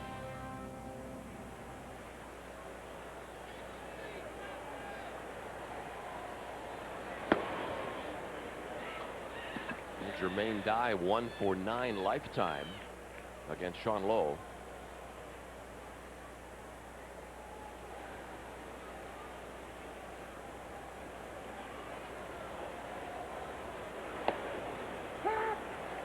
And Jermaine Dye is on deck as the count is 1-1 on David Justice. I mentioned that about Jermaine Dye because Dye needs a 3-base hit to complete the cycle. He has already doubled, homered, and singled. And this ballpark has a configuration that lends itself to that possibility. Justice hits one to right center. Rob Makoviak in the channel to make the catch. 2 outs. Now with first base open, what kind of approach will the Pirates take with Jermaine Dye? Dye is a right-handed batter. Left-hander Chavez on the on-deck circle. Jermaine Dye does not have a 3-base hit this year.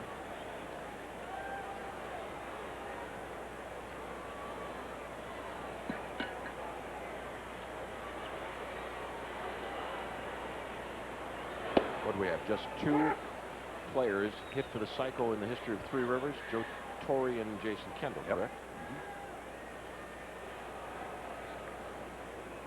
There's part of one. I saw the other.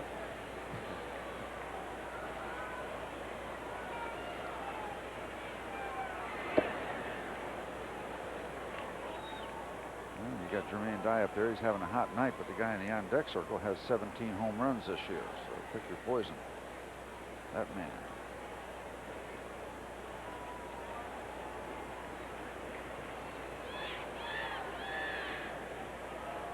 Oakland 5, the Pirates 2.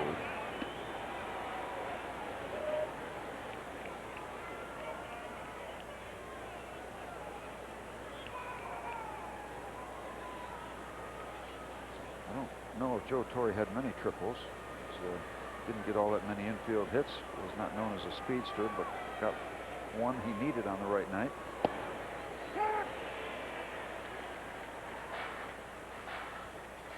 Two balls, 2 strikes.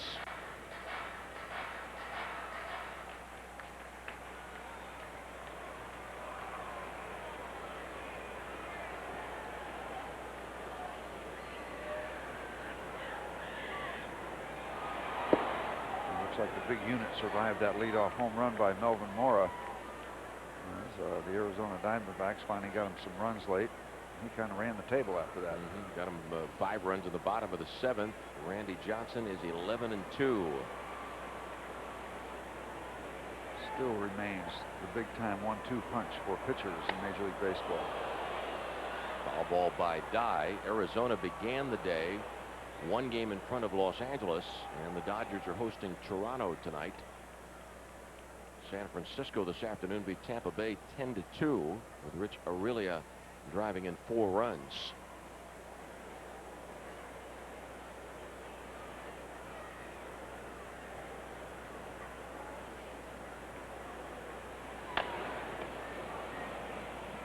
All knocked down by Sean. Underhand flip to Kevin Young. No runs, 1 hit, and a man left on base. Middle of the 7th, 5-2 Oakland. Now let's go out to our Los Angeles studios for a sports update. It is settled back in after the 7th inning stretch. Brandon Williams of New Cumberland, the Giant Eagle contestant this time around, and Abraham Nunez set to pinch hit for Sean Lowe.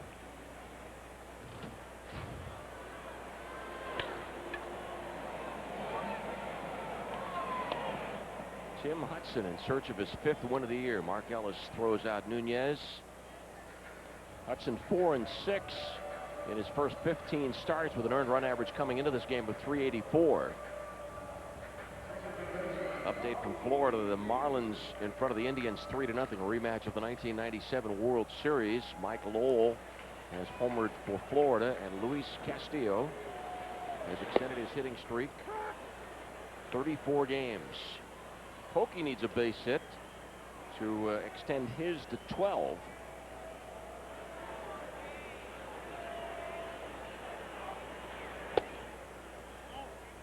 I had a chance to talk with Art Howe, and one of the subjects we went over was Art Howe's 23-game hitting streak in light of what Castillo is doing. And talked to Art about the mounting interest when you get up over the 20 mark, and it becomes interesting. At the time Art did it for the Houston Astros, it set a team record. That's been broken since, but kind of interesting thoughts of how the media gets to you and it starts mounting and building the pressure. And Art went through that. Art Howe and his wife Betty are the proud parents of 3 children, 2 daughters, and I understand talking to Art the other day that his daughter Stephanie is expecting a child sometime this fall. Already a grandfather for the first time, and Art's son Matt is playing in the California League Class A at Modesto in the Oakland organization.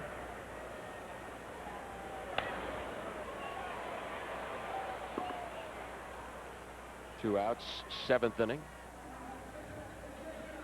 5-2 in favor of Oakland. Coming up after the play-by-play, Guy Junker and Rob King present Pittsburgh Sports Tonight. Former Pirate Bobby Bowe was in town this week. Guy Junker has an interview with Monroeville native and bench coach of the Athletics, Kenny Maka.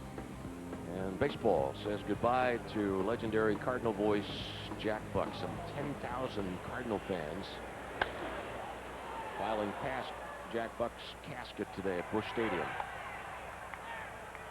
It is an easy inning for Tim Hudson. The Bucks retired in order in the bottom of the 7th. Will go on to the 8th. Oakland 5, the Pirates 2. Scott Sauerbeck ready to pitch for the Pirates. Chris Benson pitched 4 1/3, then Sean Lowe in 2 2/3 innings. Numbers for Scott. Great work for Sean Lowe. 2 2/3 scoreless. Just the 1 hit given up. Struck out a batter. Getting late. The Pirates still trail it by 3. I want to take a minute to thank all the folks that stopped by when we were out in right center field last night to say hello, including Charlie Fogg. Josh Fogg's dad in town with the family for a week to spend a little time with his son. Good work from right-hander Sean Lowe tonight. Well, kid. And same back at you. Fan of the game. Something of concern. Scott Sauerbeck gets the call from Ken Biggerstaff.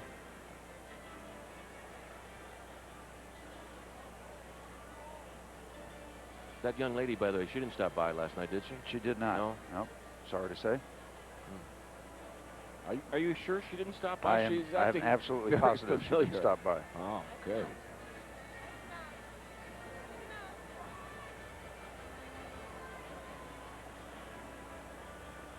I don't think Scott Sauerbeck's all right. Lloyd McClendon made some kind of a signal into the bullpen or into the dugout, and it will not be Scott Sauerbeck. We'll see someone else come in from the bullpen, and they'll be able to take all the time they need to loosen up. We'll let you know what's going on when we find out.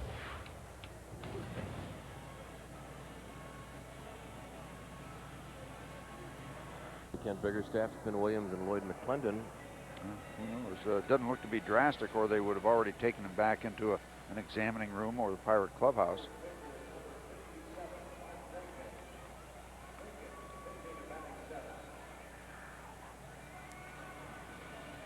Mike Lincoln getting in his warm-up tosses. Now, I guess Scott was announced, so he was officially in the ball game. I'm not sure how that works, other than the fact that he no longer is. Numbers for Mike.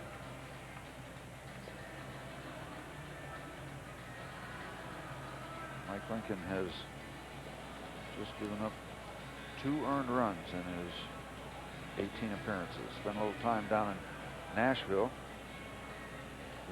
Appropriately was back in short order. And he's ready to go. He was loosening up before, so it didn't take him all that long to get ready, and he will face Eric Chavez.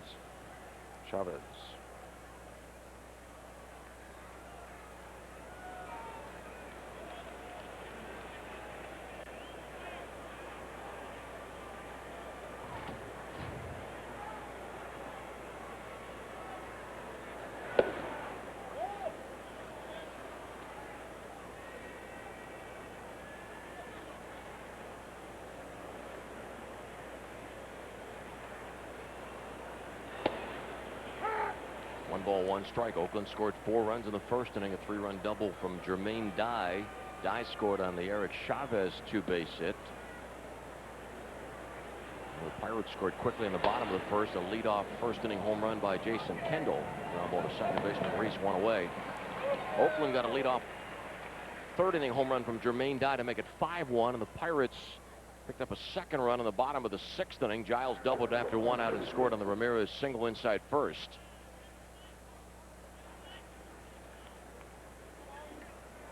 Now Ramon Hernandez ready to step in. 5-2 Oakland in the 8th.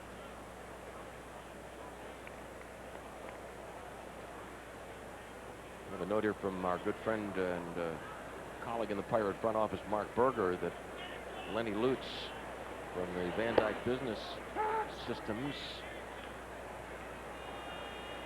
is planning a big trip to the All-Star game, taking 4 generations of his family to the All-Star game, including his mother-in-law, wife, daughter, and grandson. So have a great time in Miller Park for the Midsummer Classic in that new ballpark in Milwaukee.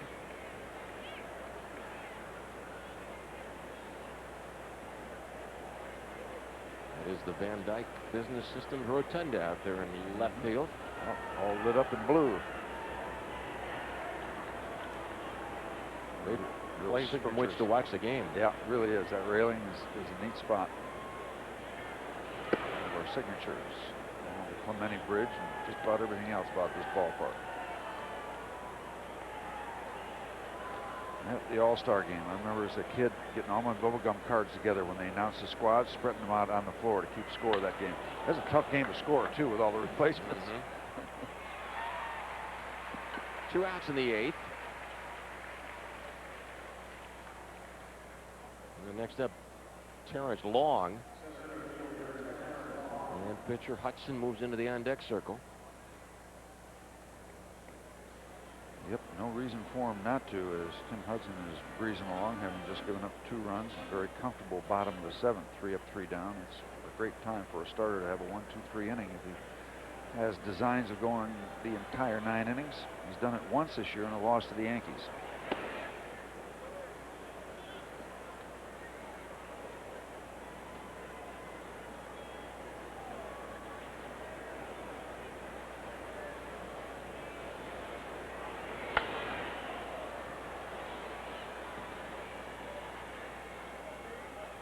One ball and 1 strike. 8th inning, Oakland 5, the Pirates 2. And the Twins get a base hit in the top of the 7th off Steve Traxel. The Mets lead that game 1-0 in a home run by Mike Piazza.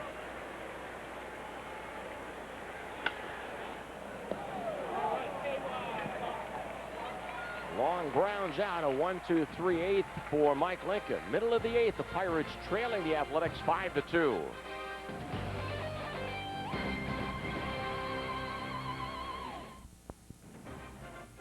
Pittsburgh Pirates baseball on Fox Sports Net is brought to you by Advance Auto Parts. The best part is our people.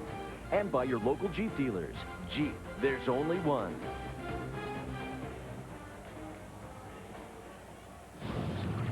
"5-2A" is the Pennzoil protection play, or in this case plays the good work of Sean Lowe to keep it within reach of the Pirates. The first batter he faced was Eric Chavez. He struck him out. Later on, Mark Ellis grounds out comfortably to Ramirez, and then Jermaine Dye's attempt at the cycle results in a little 1-3 action. After the bobble, they get the out. Good work. driving protection, Pennzoil. The award goes to Shawmo tonight.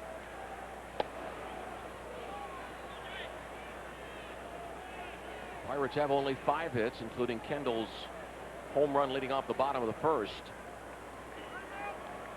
And better do something right now unless they want to face Billy Koch again. They've seen enough of him in this series. He has saved the first 2 games.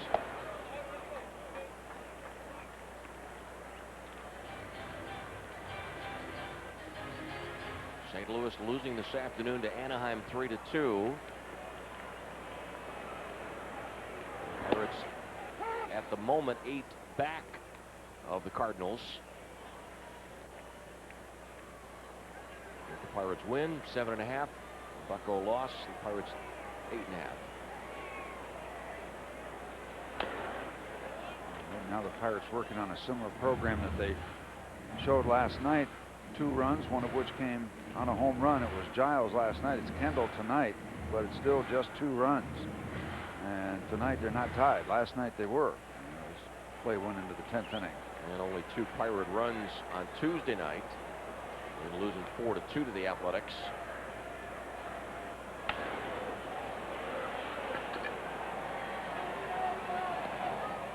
Hatteberg outside the line, 1 out. Checking the Safe Auto Insurance Safe at Home total. $1,310 so far this year to Mothers Against Drunk Driving.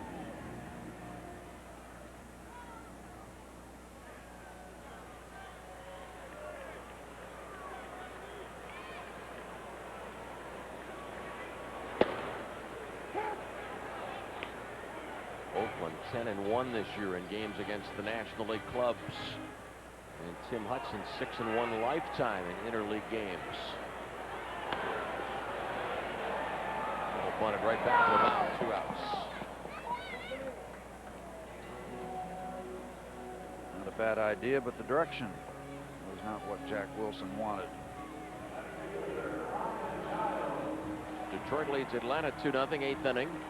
Greg Maddux started that ball game for the Braves. Ryan Giles doubled and scored in the 6th.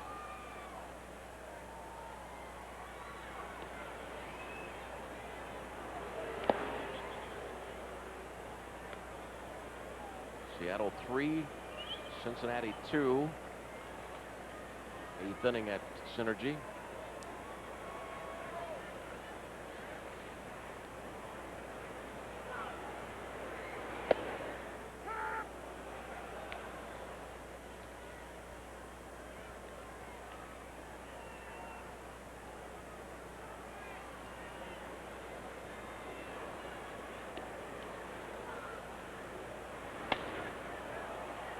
The 0-2 pitch, fly ball to right center. Pirates go quietly in the 8th, and Tim Hudson has set down the last 8. The right-hander of the Athletics enjoying a 5-2 lead. Pirates baseball on Fox Sports Net. Tomorrow night the Pirates host the Texas Rangers. Game time 7:05. Our telecast begins at 7. Kip Wells versus Kenny Rogers. Olmedo signs pinch hitting for Tim Hudson. So the starter of the Oakland Athletics works through 8.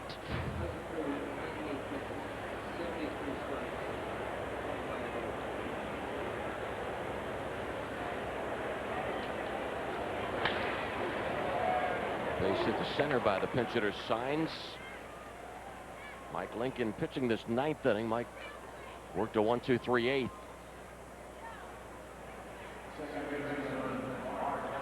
So unless the A's add on, which would eliminate a save situation, we expect to see Billy Koch. We won't see him anyway, but he is eligible at this point for a save.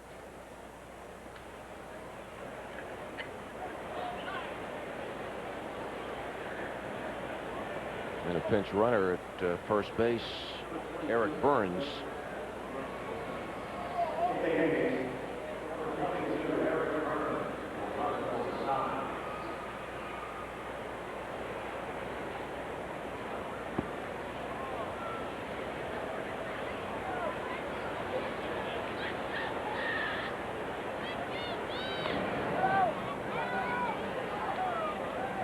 Sometimes I just don't get it.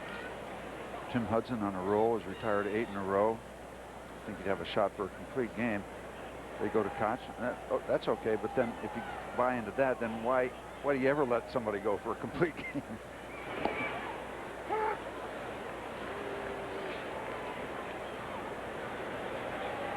Art Howe and Rick Peterson have made that decision for their starter. Complete games, well, it's part of this era too, that complete games don't have the significance or the importance that they used to have. But bullpens play a bigger part.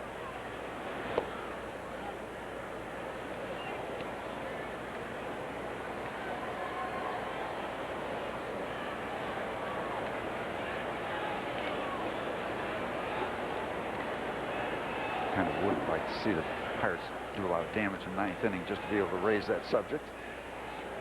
It will be the middle part of the Pirate batting order coming up in the bottom of the 9th.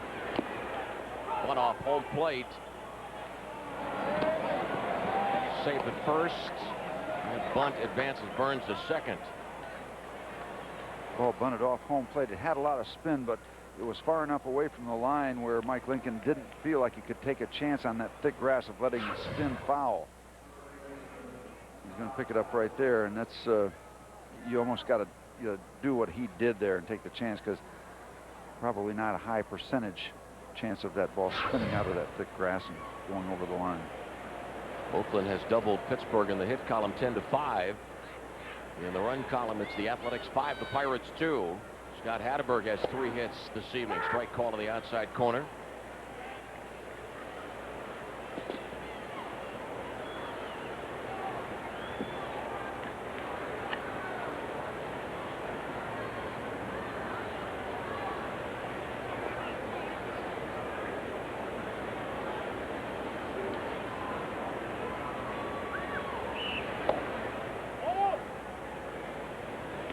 A difficult stretch for the Pirates right now. It started in Anaheim. It didn't go well there. It didn't go well in Cincinnati. And it was a struggle for Lloyd McClendon's club here in the beginning of this homestand against the A's.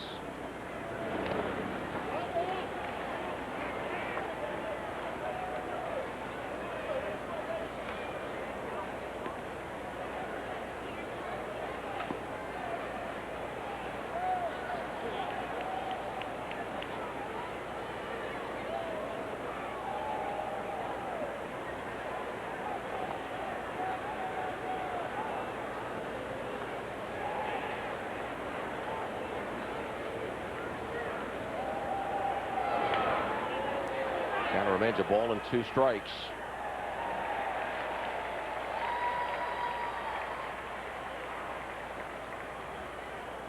Mike Lincoln has 1 decision this year. The loss on Saturday in Cincinnati when Joe Beimel gave up the home run. 3-run homer hit by Adam Dunn off Beimel, and significant runs charged to Lincoln. Well, the strikeout of Hatteberg, the first out of the 9th.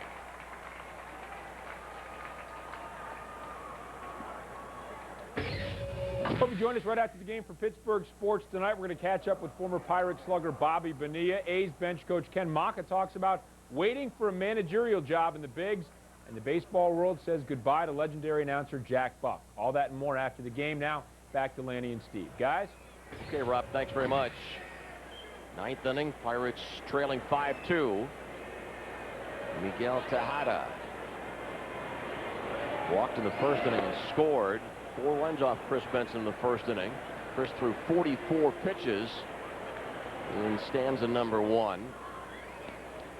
And then Chris gave up a solo home run in the 3rd. The line on Benson, 4 in the 3rd innings, 5 runs, all earned. Chris has not won in the major league since September 26th of 2000 when he beat Houston. That was Chris's 8th start since coming back from surgery. I mentioned earlier that the plan is to skip Joe Beimel in the rotation this next time around. That would bring Chris Benson back to pitch on Tuesday night against Montreal. Kip Wells, Jimmy Anderson, and Josh Fogg over the weekend.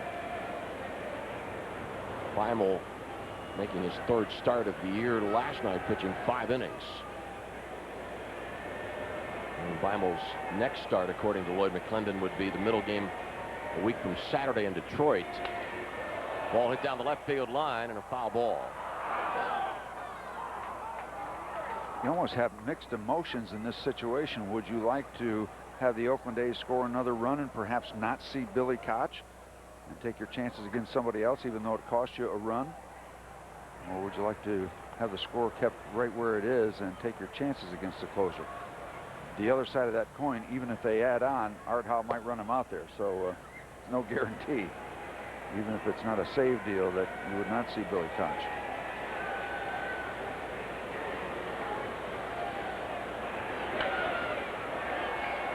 Ball fouled away, 1 ball, 2 strikes. Mike Lincoln, a nice 92-mile-an-hour fastball to complement that good hook that he throws.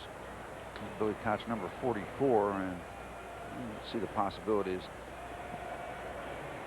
Chad Bradford, who we've seen a lot of in this series, the guy that delivers from down under, getting ready, perhaps in case they do add on.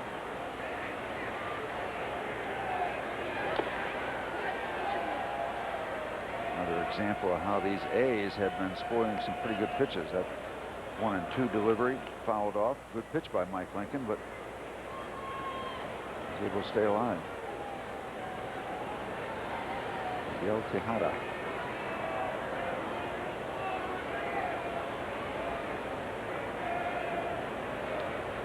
I don't know these guys well enough to know if that's the big three or not. Hudson, Zito, and Mulder. Foundation of their rotation.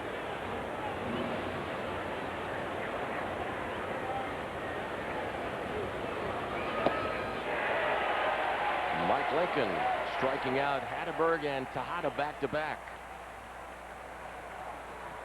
Good fastball in a good spot. So 1 pitch ruined, but comes right back. Throws a good fastball to get the second out here in the top of the 9th inning.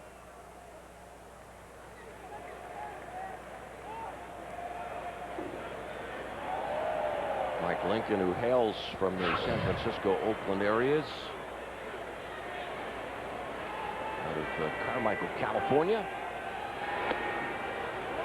David Justice 0 for 3 this evening. 2 on, 2 outs. In the Pirates' bottom of the 9th inning, Aramis Ramirez, Rob Makoviak, and Kevin Young coming up. And then if a Pirate gets on base, it would be the pitcher's spot, 4th. Fastball. Every once in a while, when I look at Mike Lincoln quickly, I'll be reminded the similarity between Mike Lincoln and Mike Bilecki. Every once in a while, you get that look-alike feel. Lincoln's not as good a drummer as Bilecki was. No, that's true.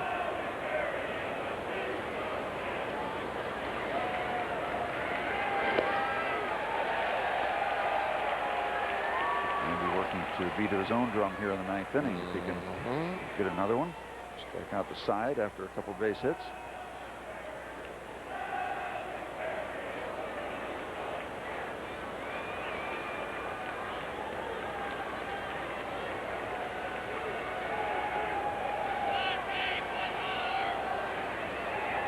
Burns at second, Ellis at first.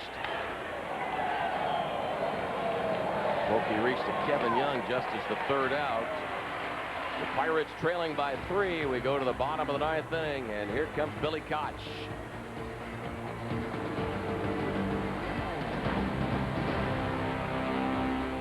Lloyd McClendon's club 32 and 38.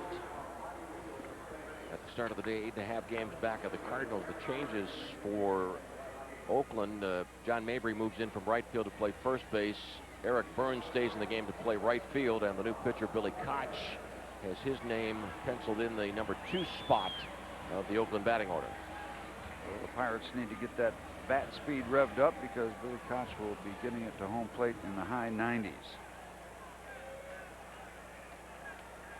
I haven't seen a whole lot of finesse from Billy Koch. Kind of ironic that he and Chris Benson were schoolmates and teammates at Clemson. Benson starting this game and Koch trying to finish it. Strike 1. 94. That's just a preview.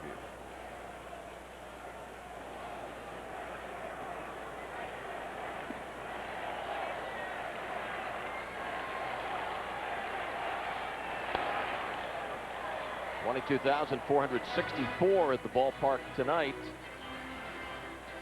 30,562 last night. 21,943 on Tuesday. And the Texas Rangers are here this weekend.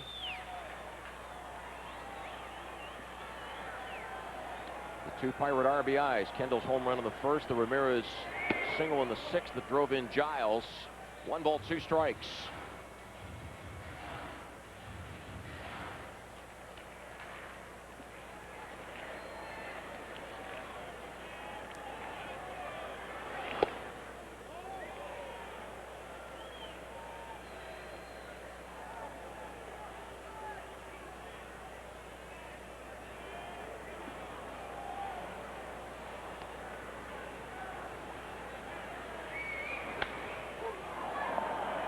Third baseman Chavez tight to the line, 1 out.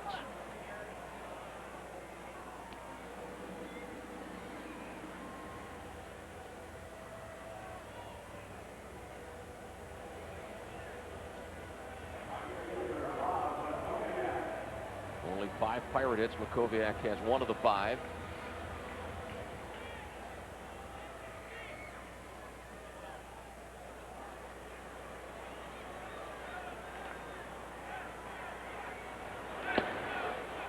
Rob had a base hit off Koch in the 9th inning on Tuesday.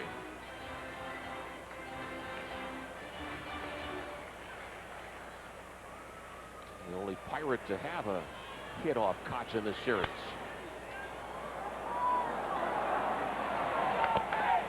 Safe! Well, Rob Makoviak has 2 hits off Koch. Hustling down the line, beating the throw from shortstop Tejada. And the difference might have been the fact that he broke the bat on his swing, and the ball really never got out to the shortstop in good order. Good hustle down the first baseline. The Pirates get a little something going here in the 9th inning. He had to come a long way in to get that ball, and the hustling Rob Makoviak beats it out.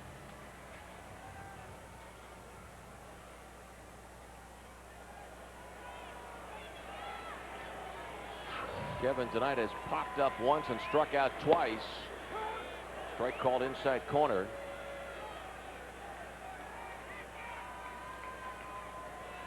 Oakland 5, Pirates 2, 9th inning.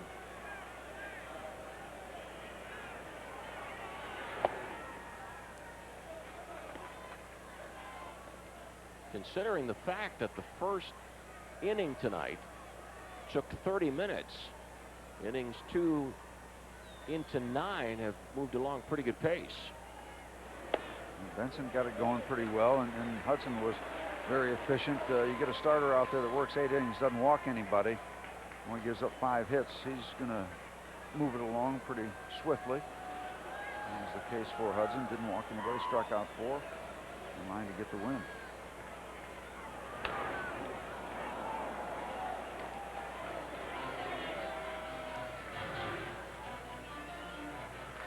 Two balls, 2 strikes.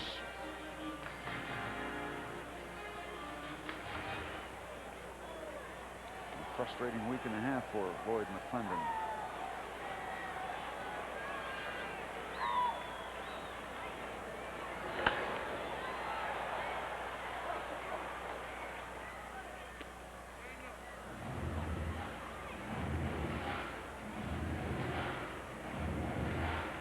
Craig Wilson preparing to pitch hit for Mike Lincoln.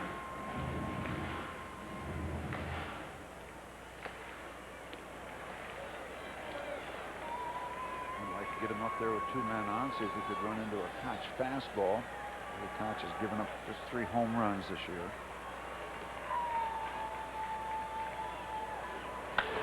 Line to center field by Kevin Young, and the tying run is coming to the plate.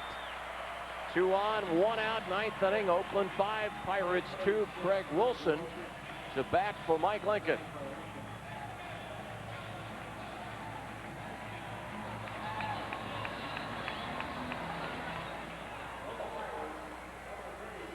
Craig's average .311, 6 home runs, 31 runs batted in. Was last week's National League Player of the Week. But in this series, Craig went 0 for 4 on Tuesday and 1 for 5 last night. Just in case, Ryan Bullringer.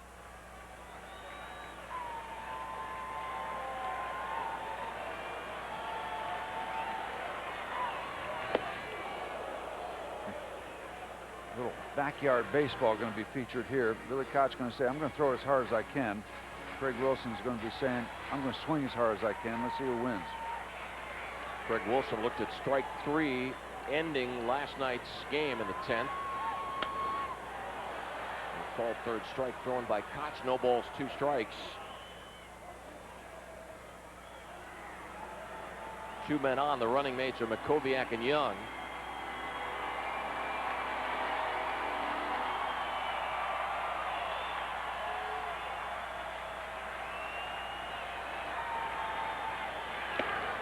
Two outs. Koch wins that battle, but there's one more to be decided. The Advance Auto Parts player of the game, Jermaine Dye. 3 hits tonight. Dye doubled inside third in the first inning and knocked in 3 runs. First 3 Oakland runs of the night, and then Dye hit a solo home run in the third for the 5th Athletics tally. Oakland leads at 5-2, and Pokey Reese needing a base hit for a couple of reasons. 1, to prolong this game. 2, to extend the hitting streak.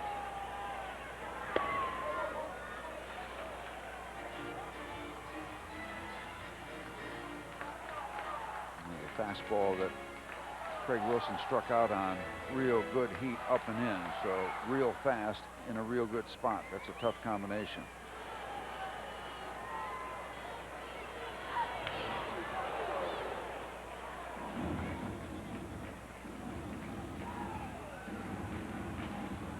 Kip Wells and Kenny Rogers. The Rangers come to town tomorrow night. I don't think Mary Wells was ever a member of the Supremes. I think she had a few hits of her own.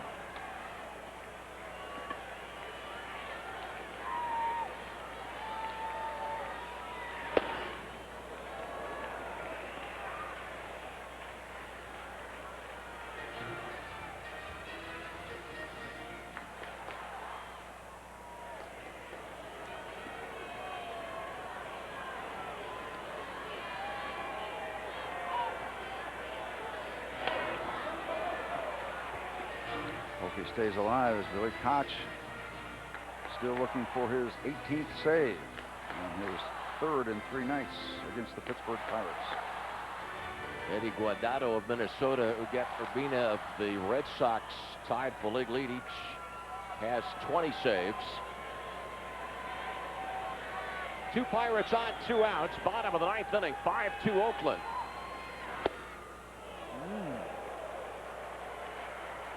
Staying alive. Mary Wells? No. Fiji's. Yep.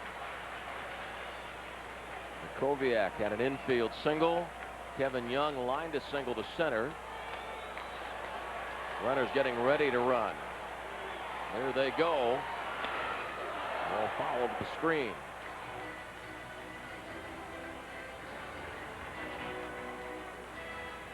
Not too much finesse from Billy Koch.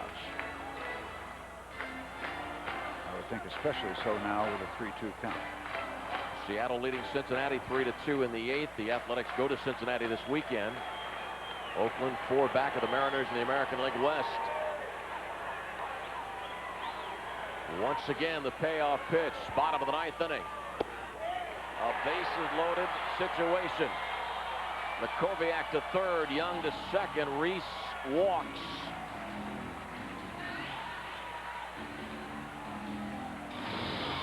And Adrian Brown will bat right-handed against Billy Koch. Rick Peterson wants to talk to Billy Koch.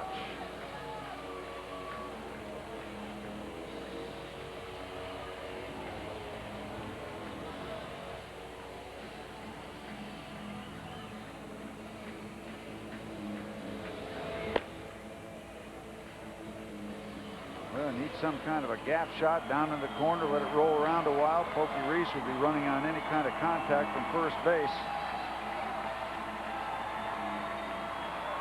John Mayberry plays behind Pokey. That would afford him a few extra steps, and it looks like that's exactly what John is going to do, what we expected. Play well behind Pokey Reese at first base.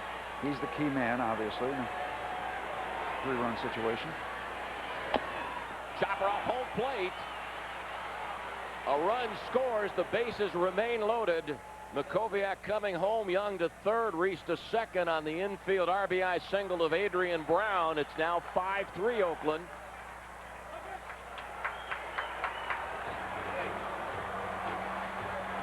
Well, it gets very interesting now with Jason Kendall up there and the good speed of Pokey Reese at second base. Jason Kendall homered in the first.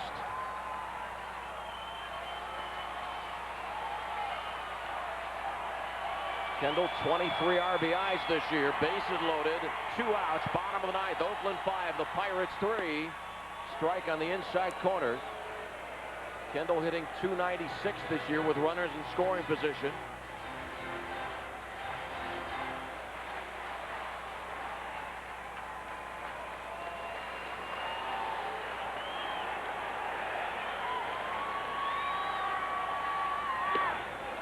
One ball and 1 strike. Kendall did not face Koch in either of the first 2 games of this series.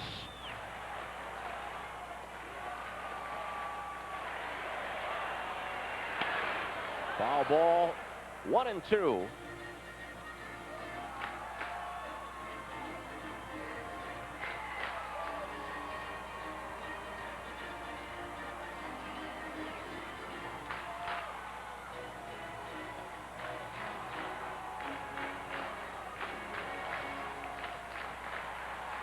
Kevin Young, the runner at third. Reese at second. Adrian Brown at first. 5-3 Oakland. And Koch strikes out Kendall to end the ball game. Tim Hudson, the winner, 5-6. Koch gets his 18th save. Chris Benson, the loser, 0-4. Friends, thanks very much for being with us. The Oakland Athletics have swept the series. Final score tonight, Oakland 5, Pirates 3.